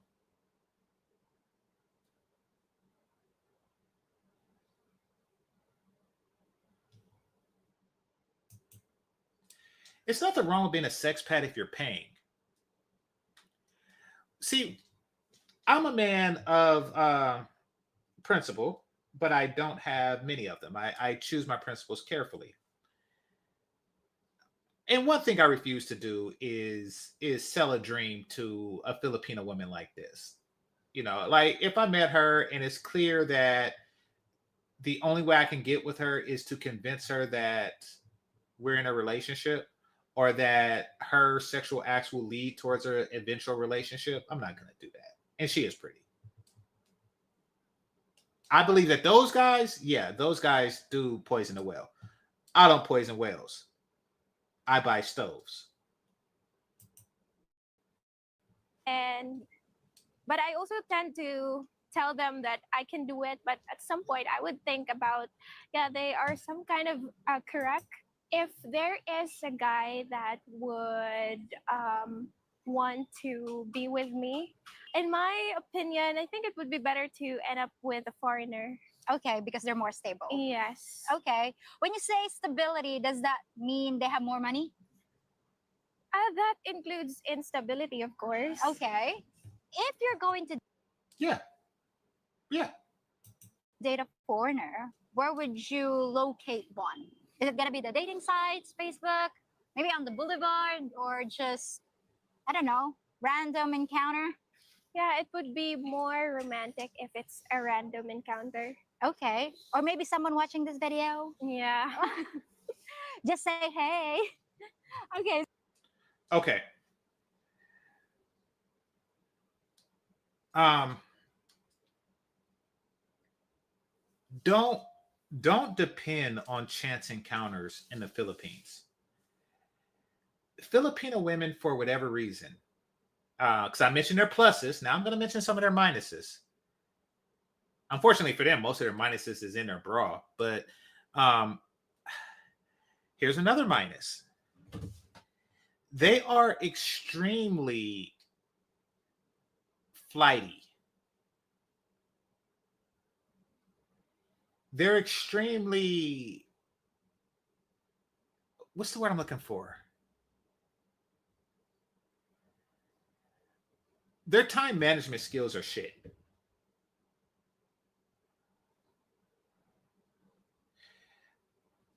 To where the ones that I met, and I text them and then text them back, and through the back and forth, there were two that we went through so much back and forth that by the time it was like, okay, let's meet up. You know, I'm at the place. So this would be like somebody that I'll meet at McDonald's or something, or Jolly Bees. And they'll say, hey, I'm at the Jolly Bees that I met you in. It's like, bitch, I've been back in America for a week now. You don't want to play phone tag with a Filipina. You just don't. And it could be that they're just culturally irresponsible people, which isn't the worst thing in the universe to be. But I think it's more that I think they work like 6 days a week. You know, like I think that they have long hours. I'm not talking about the working girls or the go-go dancers. I'm talking about the regular Filipinos. They, you know, like that massage girl. You know, she works every day and shit. So I think that's part of it. You know, they have like a lot on their plate. Nevertheless, it's better to like pregame, unless you live there, of course.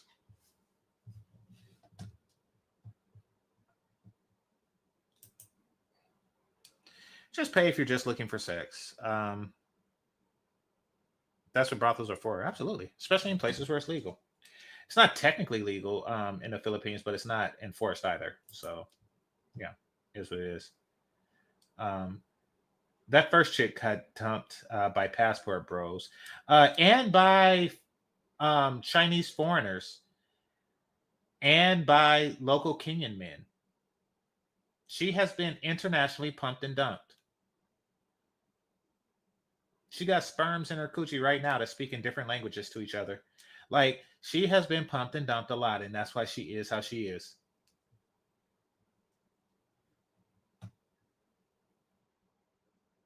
She got Chinese sperm asking Kenyan sperm where the egg at. Oh, shit.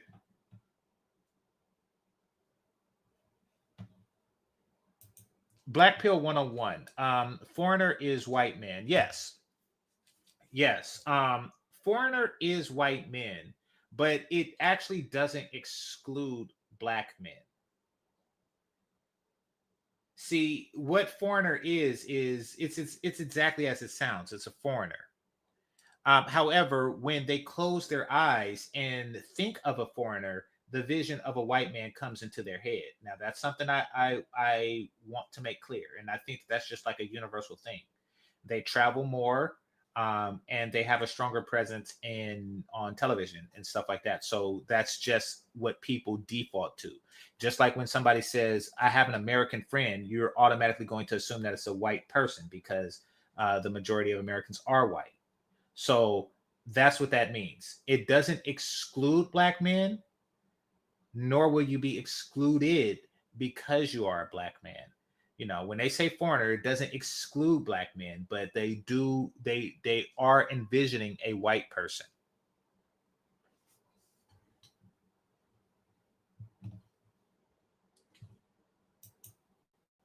So, as a Filipina, would you be brave to approach a foreigner? Kind of like when in America, when a person says fruit, they think apples. It's just one of those things. You know, it's a default. Or when you think when somebody says apple, you just default to a red one as opposed to a green. It's just one of those things. Or would you just smile and wait for him to approach you? As a Filipina, I would let them approach me first instead of me approaching them. Show me your come to me smile. Like sample. How would you do it? Hey, Hey, I just met you. Or This is just- crazy. or just simply greet them good morning or good day. Okay, good morning. How are you doing? Do you need a wife? Yeah. Me available, Charas. No, that's kind of too upfront, right? Yes. Okay, but as a Filipino, we're kind of shy. But if we say hey, or maybe when we flip our hair, Yes. that's a cue. Like, come and get me. Come and get me. Alexandra, is age important for you? I would be with someone who is like more mature Mm-hmm. than Okay. me. So you want someone who's older than you? Yes, someone who's older than me. Okay. So they can handle me as well, and they can it's not just about dating, but they can also teach me things or like yeah, something like that. Okay, so you want to be handled. Do you say stuff like, "You didn't even come to my village"? I'm pretty sure you don't, because you actually want to learn from him and follow his leadership and guidance, and not try to get a person who goes to your fucking village. Yeah. Handle. Okay, me too. Please handle me. If you were to marry a foreigner, would you?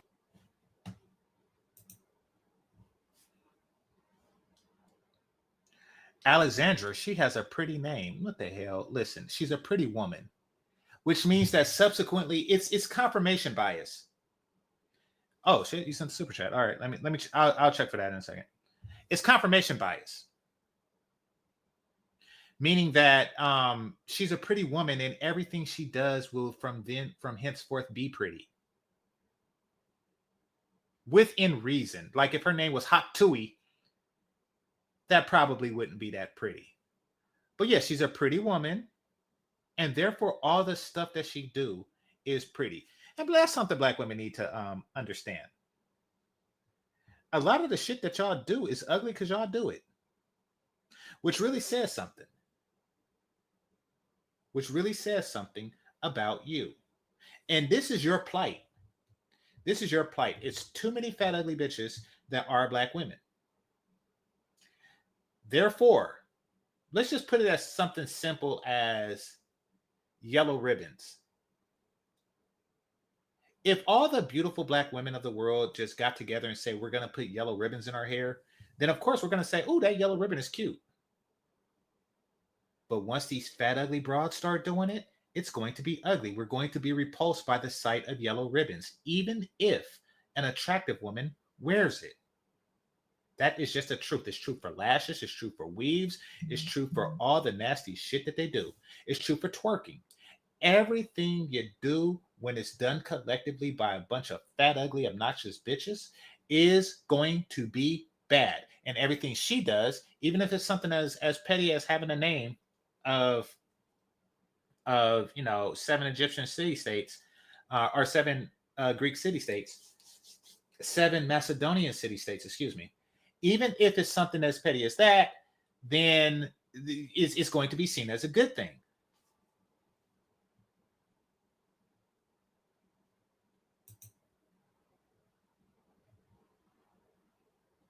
Are wife enough street meat? Okay, I know this type of street meat you're talking about. I'm gonna say something else about street meat though. Don't eat it. Don't eat it. I was like, ooh, a shish kebab for 50 cents. I ate it and I wish I hadn't. And then later, on a subsequent trip to Dominican Republic, this was in the Philippines where I got sick off street meat. I eat street meat in other countries. That was the first time I got sick, and I'm never going to do it again. But this is what happened in Dominican. Actually, no, I got sick in Brazil. Maybe that was from street meat. Who knows? And I was on a bus ride, and it was going through the neighborhoods, and I seen like this wooden hut, and it had like a bunch of dead, probably chicken carcasses, like hanging on the thing. It was like a wooden booth, like a kid's lemonade stand, and but it had the thing hanging, the meat hanging, and it was cutting off strips of it. I was like, and it had flies. I was like, holy shit, that's where they get street meat from? Fuck that.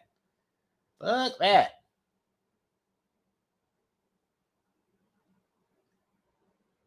They got immunities. We don't.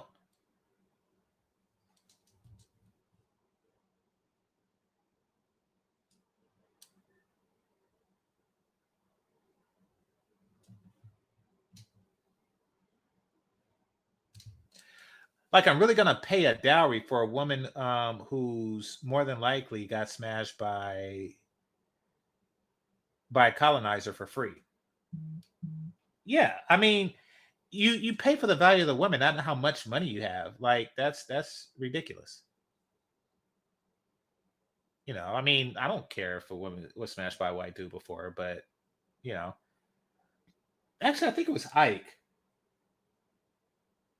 that said virgins go for a premium, as they should, as they should. Um, I think he was like 30K,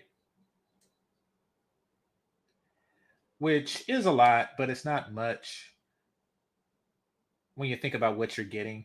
You know, a lifelong helpmate for the price of paying a secretary for half of the year. You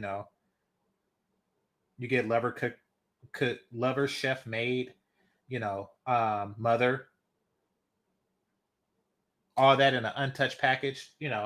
Would be a decent deal. And the others, the non-virgins, of course, don't go for nearly as much of a premium. Somebody said you ate a hooker. No, I'm talking about food. Yeah. But thanks a lot. Thanks a lot, Son is Hot Raw. All right. It says, let's keep it 100. Most passport bros in Thailand and the Philippines are wiping up street meat. I don't know. It is very clear who is good girls versus bad is it's very clear. It's very clear, at least in my experience in the Philippines, like who's the prostitute and who's not. Now, with all cultures, you do have women who are pros who put on a disguise when they meet you.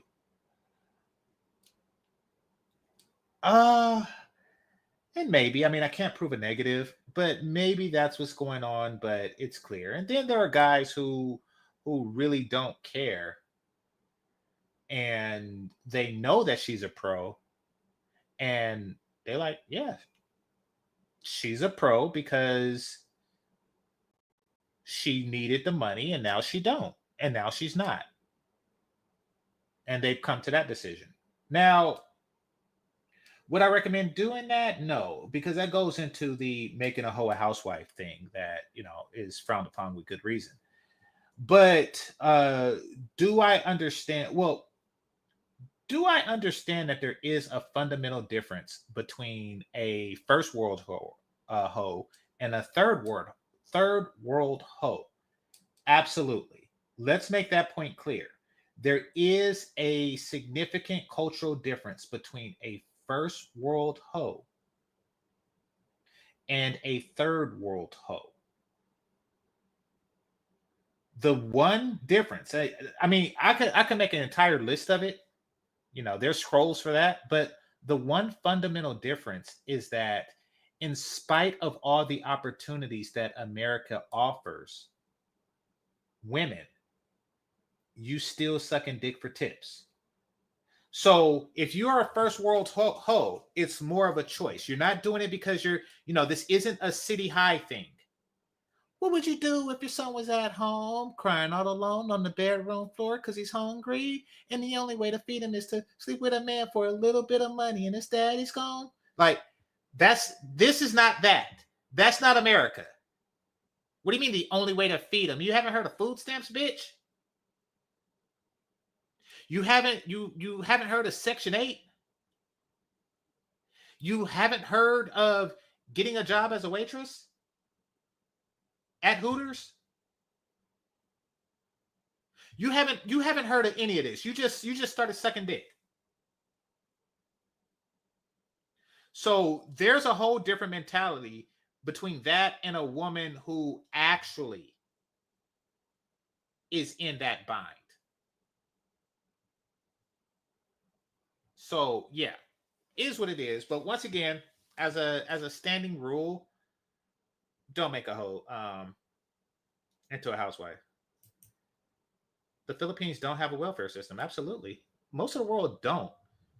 Like the concept of paying a woman to be a single mother is a uniquely stupid American idea.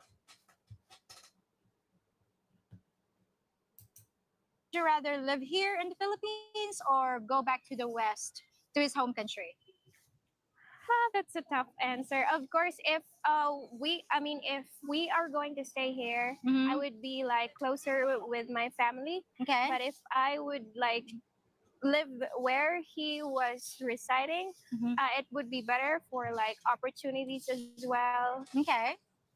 But it depends, right? You guys can Yes. talk it out. Yes. Do you want kids? Maybe in the future, but not right now. I wanted to enjoy life first. Okay, so what if your foreign partner doesn't want any kids? Would it be okay with you? Yes, I will be okay with it.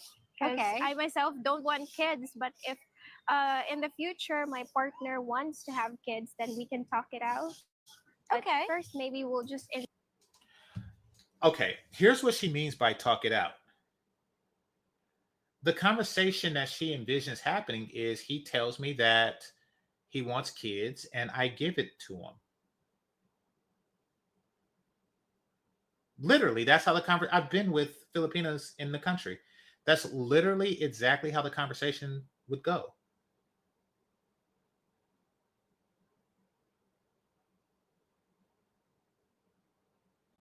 See, they don't burden you with what they do or don't want. Like right now, she's saying, "I don't want kids," but guess what? If you was with that foreigner and he's like, you know, and he just decided to take the condom off one day, that will be the talk. Like we talk about it. No, that would be the talk. Him taking the condom off is the talk. He said it right there. He wants kids. That is the beginning and the end of the conversation. Don't let these bras pressure you. That's another thing that, and this goes into the morals and ethics department that I was talking to y'all about. For me, I was only there for 3 weeks. They want, because that's how long the visa lasts. They want to have your kid. At ASAP, they want to have your kid. Within that 3-week period, I think I had like 2 or 3 requests to father their kids. And it was like instant. It was like within the first couple fucks. And then and it wasn't just a request; they were begging, like like please, please, I'm so clean. I'm so clean. I don't have anything. Please. And I was running low on magnums, and I couldn't buy any more.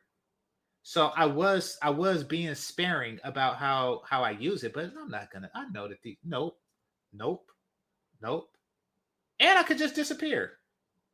I could just disappear. I could just like go back home to America, and they just I don't know. Maybe they just want tall babies, and even they think half black and Filipino girls are pretty. enjoy life. Each other's company? Yes, each other's company. Okay, and that's not a deal breaker for you if the guy doesn't want any kids, because most Filipinos, they want kids. No, that's not a deal breaker. Okay, so would you say the Philippines is the best place for foreigners to look for a mate? Of course, it is the best place, given that we Filipinos are hospitable. Okay. So yes, it is the best place. And for very pretty? Yes. Land of the pretty ladies? Arsolanga, what is your name? My name is Princess. Princess. Okay, She's Princess. older. Would you date a foreigner? Yes, of course. Yes. Have you dated one? Not yet. Not yet. Uh-huh. Are you currently looking, scanning? Actually, not for now, I guess, but maybe soon. Yeah, I'm willing to. You're willing. Okay, so how soon is that? Next week? The next day? Now, notice how these girls are probably on the same socioeconomic level as the Kenyan girl, the first girl.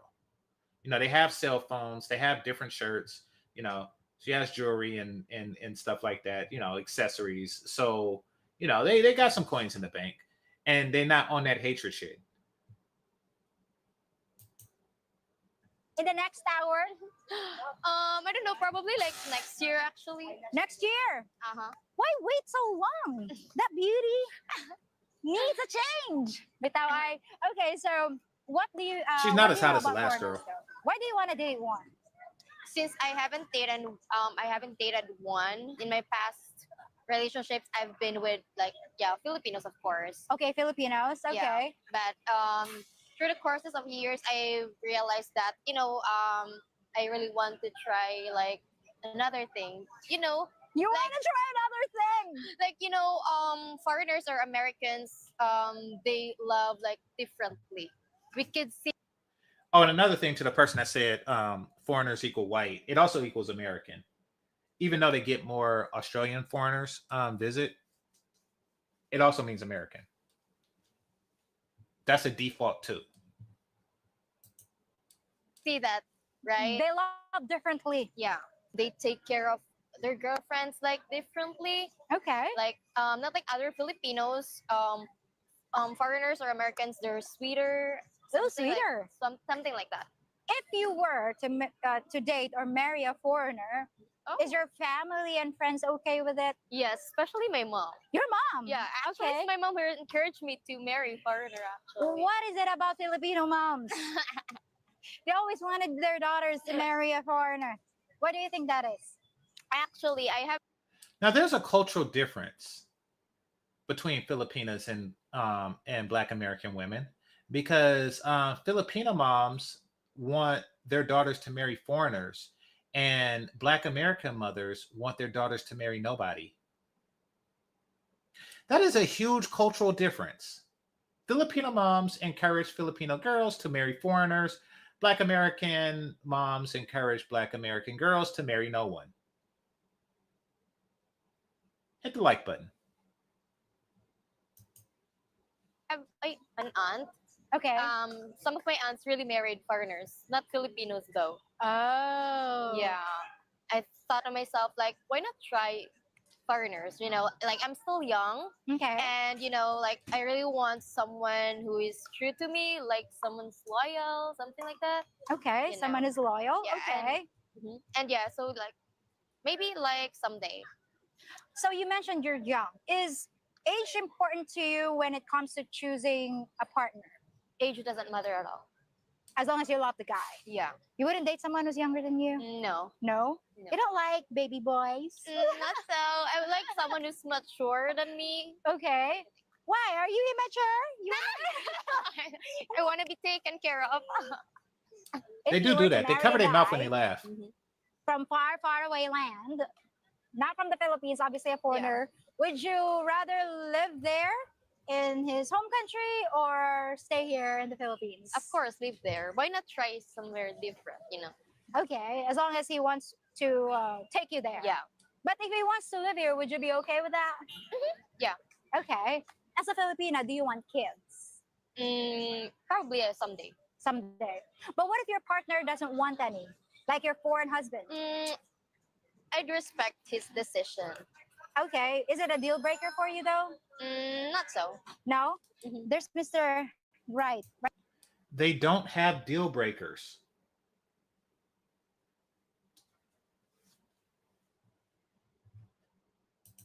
Exactly, because strong independent is a Black woman's culture. So, I mean, by definition, like that's pretty much what independent means.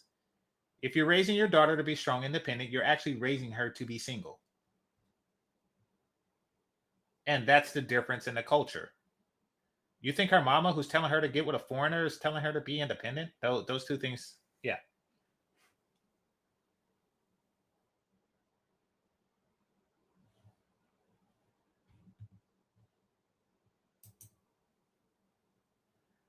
you got a negative bias. But yeah, I never really thought P was the hottest, but she has maximized her beauty. Like all the things she has control over, she did maximize. Right there. You really like this guy, but you are shy. Would you be brave and approach him, or just smile and then come and get me? What would you do? Yeah, for me, just wait for him to approach me. Why? Are we Filipinos not used to being proactive? When I see Filipinos or foreigners or like handsome guys, I don't like just go to them directly. Like, you know, I Okay. just sit there, like behave, girl. Something like that, you know. You sit there and behave? Yeah. Okay, so Okay. She said something about handsome guys. I wanna give a disclaimer on why she's talking like that. Looks are nowhere near as important to Filipinas as it is to American women. So if you just so happen to be a guy who's exceptionally handsome, thinking that it's going to give you an edge in the Philippines, it is just like it will in anywhere else in the world, but it's not going to be as significant of an edge as most places. Quite simply put, that's not weighed as important to them as it is to most everywhere else in the country, particularly Europe, or in the world, particularly Europe. It's just not. You know, some things are important, some things aren't.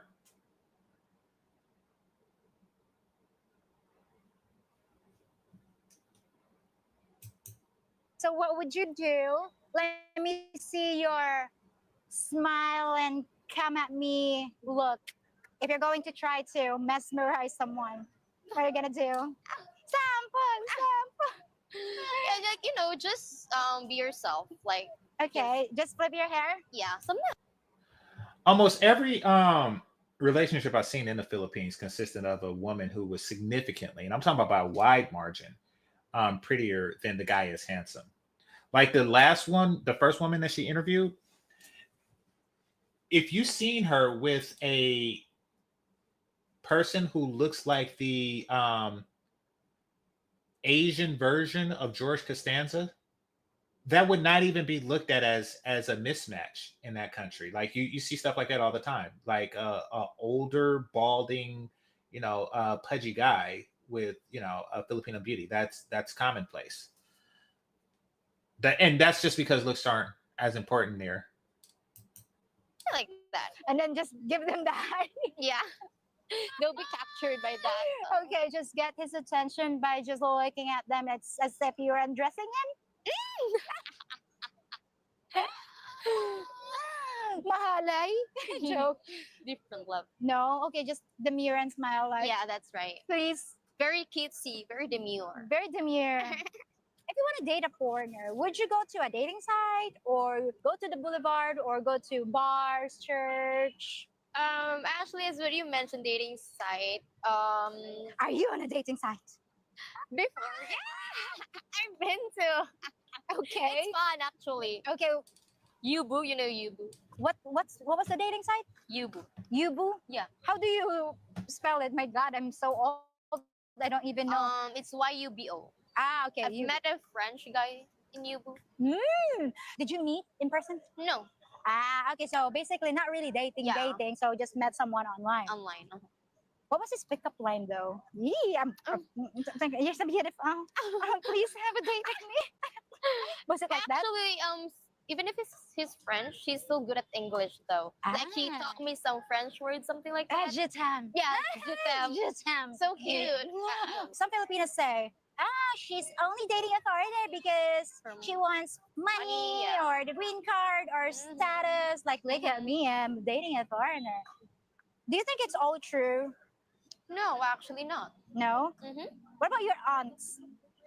Your aunts that are married to foreigners. Mhm. Are they here? Are they back in the US? Are they No. happily married? Yeah, they're happily married, but they're not here in the Philippines actually. Okay. They're back Yeah. there Mhm. somewhere. Yeah. Okay. And you want to do the same as well? I would Given a chance. Yeah, if given the chance, why not? Yeah. Okay. So, last question though. Would you say the Philippines is a good place for a foreigner of all ages who are looking for a forever partner, a wife, a mate? Yes, of course. What do we have to offer them? What offer? As much as I know, Filipino women, they have this type of thing that they love or take care of their husbands, something Okay. like that. Like they're Okay, so on one hand, you have Kenyan influencers using their influence to discourage people, men, to come to Kenya to find wives. And then on the other hand, you have Filipina, random women on the streets who are using their influence to entice men to come to the Philippines.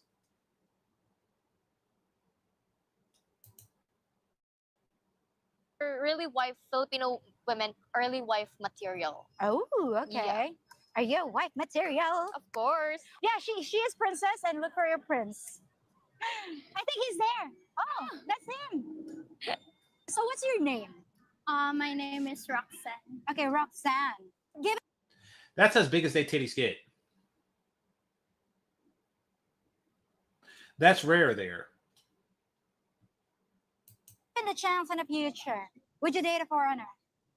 Maybe no, maybe yes. Maybe, maybe. Okay. All right. So, what do you know about foreigners? I'm scared of them. They're like almost all of them are big guys, and I'm scared of big guys. And I worked in a restaurant bar back then, and some of them are attitudes, and I can't handle. What she's saying is true.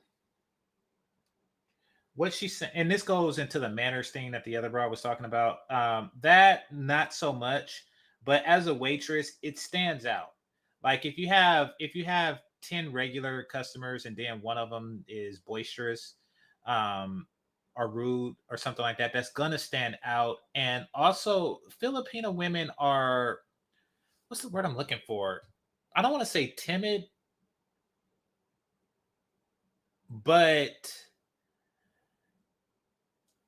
at the slightest hint of, raising your voice or anger or something like that, at the slightest hint, the slightest little hint of it, they just curl into a ball. Like they just,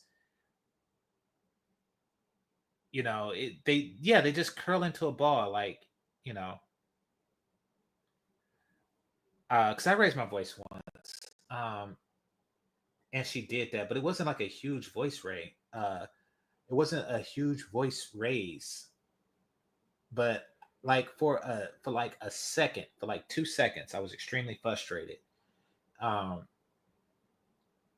I'll tell you a story. So, that thing that people do with babies and kids, that whole got your nose thing, got your nose.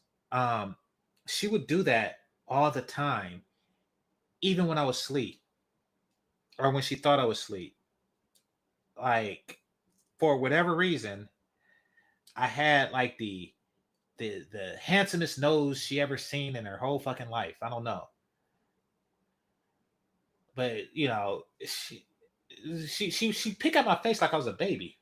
That's what she do. It wasn't just a nose. She like, oh, look at you, and it was weird. It wasn't sexy, even if she was naked while doing it. It was like, what the fuck, like. But it made her happy. So at first I didn't trip, but she kept freaking doing it. And then one day I just like, stop. And then you would swear that I just like Mike Tyson Punch Out. Like I was like, okay, I gotta be careful. I'm not gonna raise my voice, because it's not, they take it as something completely different. They're very docile. Thanks, Chris G, for the work. They're very docile. I gotta be careful. But I'm like, please just don't do that all the time. She didn't do it at all after that, but Yeah, I didn't mind her doing it from time to time, but damn, she did it all the freaking time. Hit the like button. Attitude problems. What kind of attitude? Easily get Specifically, mad. when they get mad, Yeah, easily get mad. They get loud and do they scream, yell at ya? Yeah. You see, I'm willing to bet that it's probably the same thing. It's probably just like a slight raise in the voice type thing, but it just sits in their psyche forever. Like oh, I did wrong, you know, and that's because they try so hard to be pleasing that any sign of your displeasure resonates with them deeply. So yeah, I know what she's talking about. Now that's why you don't like someone who's big, and then when they yell, When they didn't get what they want, like And maybe size is a factor too. Maybe it's more intimidating. Because me, I'm 6 foot, and yeah, if 5'7" is considered tall or big to them, then I would be huge. That's why kids were asking if I play basketball at only 6 foot. So yeah, I could see that being a factor too. they Ah. easily get mad. you said some of them are big and tall, and you're kind of scared of Yeah, them. I'm scared of like big guys. You're scared of big guys. Are you talking about their physical appearance or Yeah, of course. the package? Yes. Both? Yeah, both. Have you seen one? And that's another thing, though they like it from a visual standpoint and from a kinetic standpoint, they some are reluctant to have it inside of them. Um, I even had more than one express caution um, before entering. I mean, they do it as politely as possible, by saying simple stuff like, I've never been with a guy like you, and I think that that's her way of really just cautioning, like okay, I haven't, you know, you know. I think that was her way of saying be gentle.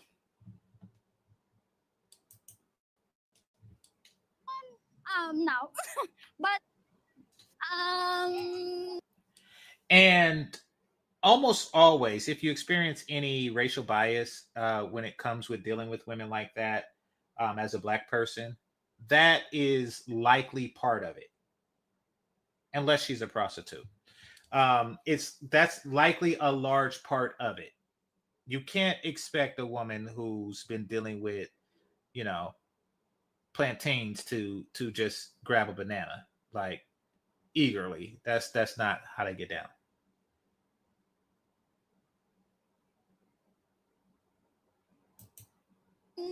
Maybe in the book. yeah. You mentioned you worked in a bar as a waitress. Yes, a waitress. Did some foreigners flirt with you back then? Yeah. Okay. What did they do? Okay, she might be a prostitute. I say that because bar girls, even the waitress. So I had a waitress break it down to me when I was there, and she came up to the table, and I was like, let me have a Sprite. And she could tell that I didn't know, because I actually didn't know that everybody in the bar was a hoe. I didn't know that. And she said that, you could sleep with anybody here, right? I was like, really? She was like, yeah, for $40, you can sleep with anybody here. This is 2017. She's like, for $40, you can sleep with anybody here. I was like, oh, shit. I was like, including you? She said, yeah, including me. I was like, oh, well, shit. Thanks for the, thanks for the heads up. Like, so, if she say that she's a waitress in a bar, that it could mean that she's just a waitress in a bar, but there is a possibility that she is a hoe.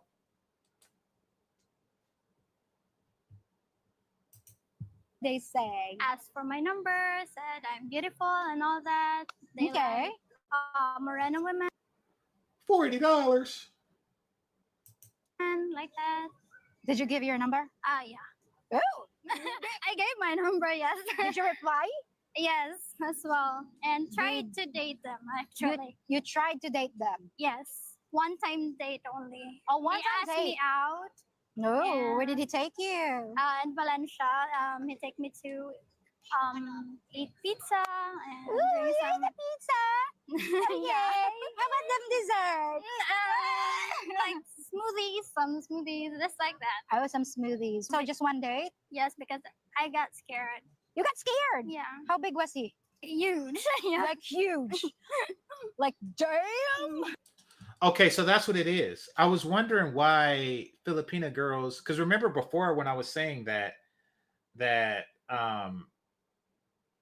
they got poor follow through, and I thought that maybe it's just like irresponsible timing, and they're just not punctual people, or what have you. But now I've come to realize that they just got intimidated, that they just get intimidated.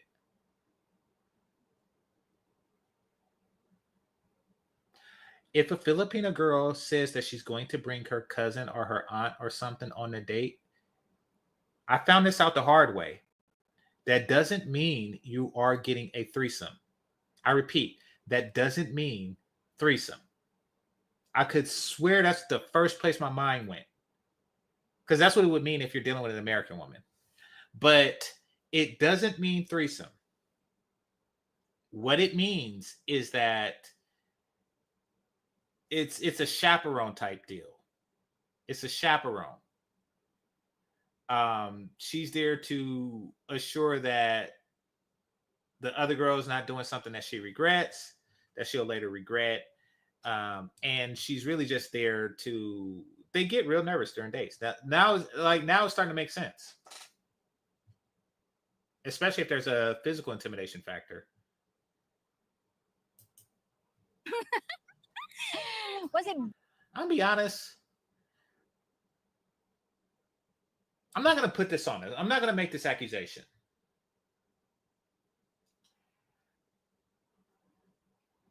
Actually, I'm going to just leave Filipino men out of it. What I will say is that typically women who are not, who are repulsed by a guy's size. I'm not talking about women who just aren't into muscle bound niggas. I'm talking about women who make it a point to just say, oh no, I don't mess with dudes with big muscles. They got their ass beat. At some stage in their life, they got their ass beat on a regular basis, and they pick their mate based on his inability to beat ass.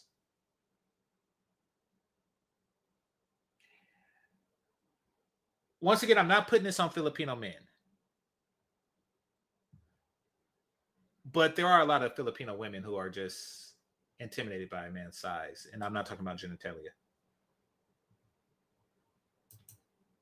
Yeah, the chaperones. Yeah, the chaperones. I thought it was a threesome. I'm not Catholic. I was like, what the fuck? She was like, you mind if my cousin come too? I was like, why? No, I do not mind. Too fat. Not too fat, just muscular. Yeah. How about the communication? Was it okay? Was there a problem with communication wise? Actually, it's okay, but he actually said to me that most of the Filipino girls that he date, like talk to them. I'm the one who's like fluent in English. So okay, so the communication was okay. Yes. It was just damn huge. Yeah. Okay, so it was just huge.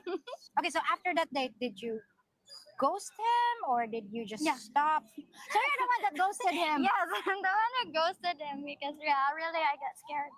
Did you tell him at least that you got scared? Okay, so I'm gonna stop right there. But I'm gonna stop right there. Well, you don't have to stream hop, right? Because I'm done. But and stop mentioning other people's own. Focus on me when you're here. Anyway, what was I saying? So I learned something today, and I didn't watch this whole thing. She just did this today, but I know her style, and I knew what it was going to be about. I learned something today, and that is because I thought that they was just like not punctual people, but as it oh, you said you got to stream up. Oh yeah, go for it. Go for it. No, you said stream hop. Yeah, don't do that. Don't do that. Don't talk like that. But anyway, I thought that they were just flighty, that they were just flaky. But as it turns out, they got a whole bunch of other shit going on, about physical intimidation with foreigners. So if you just so happen to be a little dude, a non-muscular, shorter guy, but visibly foreign, seemed like you'd clean up there. Seemed like you would clean up.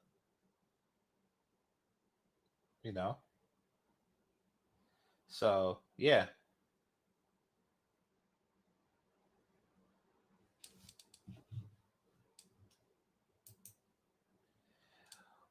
Well, she has a chaperone. That encouraging sign that she's not a 304. No, she wasn't. She most certainly wasn't. Her family had money. Her family had a hardware store. Like they owned a Home Depot or some crap like that. Like the equivalent to a Home Depot there. So no, it wasn't that type. She wasn't that. None of the girls like I mess with. They all had like jobs to the point. Like they all were like, what do you seamstress or some crap like that. So it wasn't even like, I mean, listen, pay to 40 or not. It's not, it's all the same. I mean, you won't get any judgment from me on that shit. But the regular girls are there are definitely wife type women there, who will wife an American real quick, like it did not take me long to get into the good graces of a Filipino with money, whose family owned businesses and bring chaperones on dates and stuff. Like, there are plenty of non 304s there that you can get with. Basically, whatever you're looking for, you'll find whatever you're looking for, and in certain places. Getting ghosted by a foreign woman must be a truly humbling experience for a passport, bro. I don't know. I didn't really think of it as anything. Like, would I call it ghosted?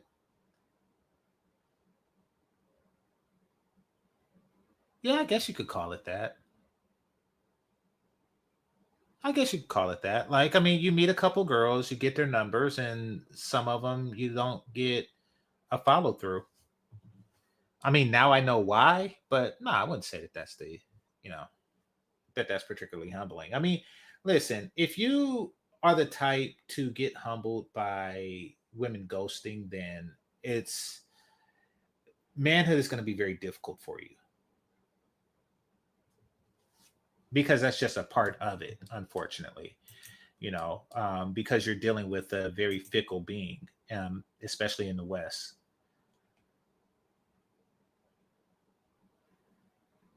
All right. Anyway, I'm gonna close down because I actually haven't eaten yet. It's what is it? 2 something? Yeah, it's 2 something. I've been waiting for this code push to go through, and it's actually past my shift. So I'm gonna just go get something to eat while that's working out itself. Anyway, let me check before I go, so I don't want to miss anybody.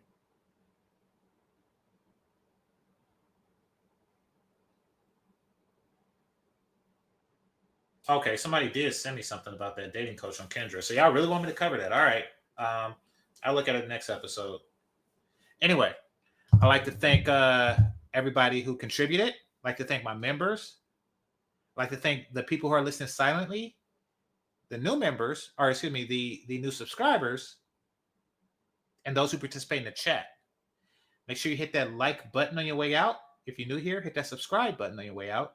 This is GameChanger 00100. Game over. Peace.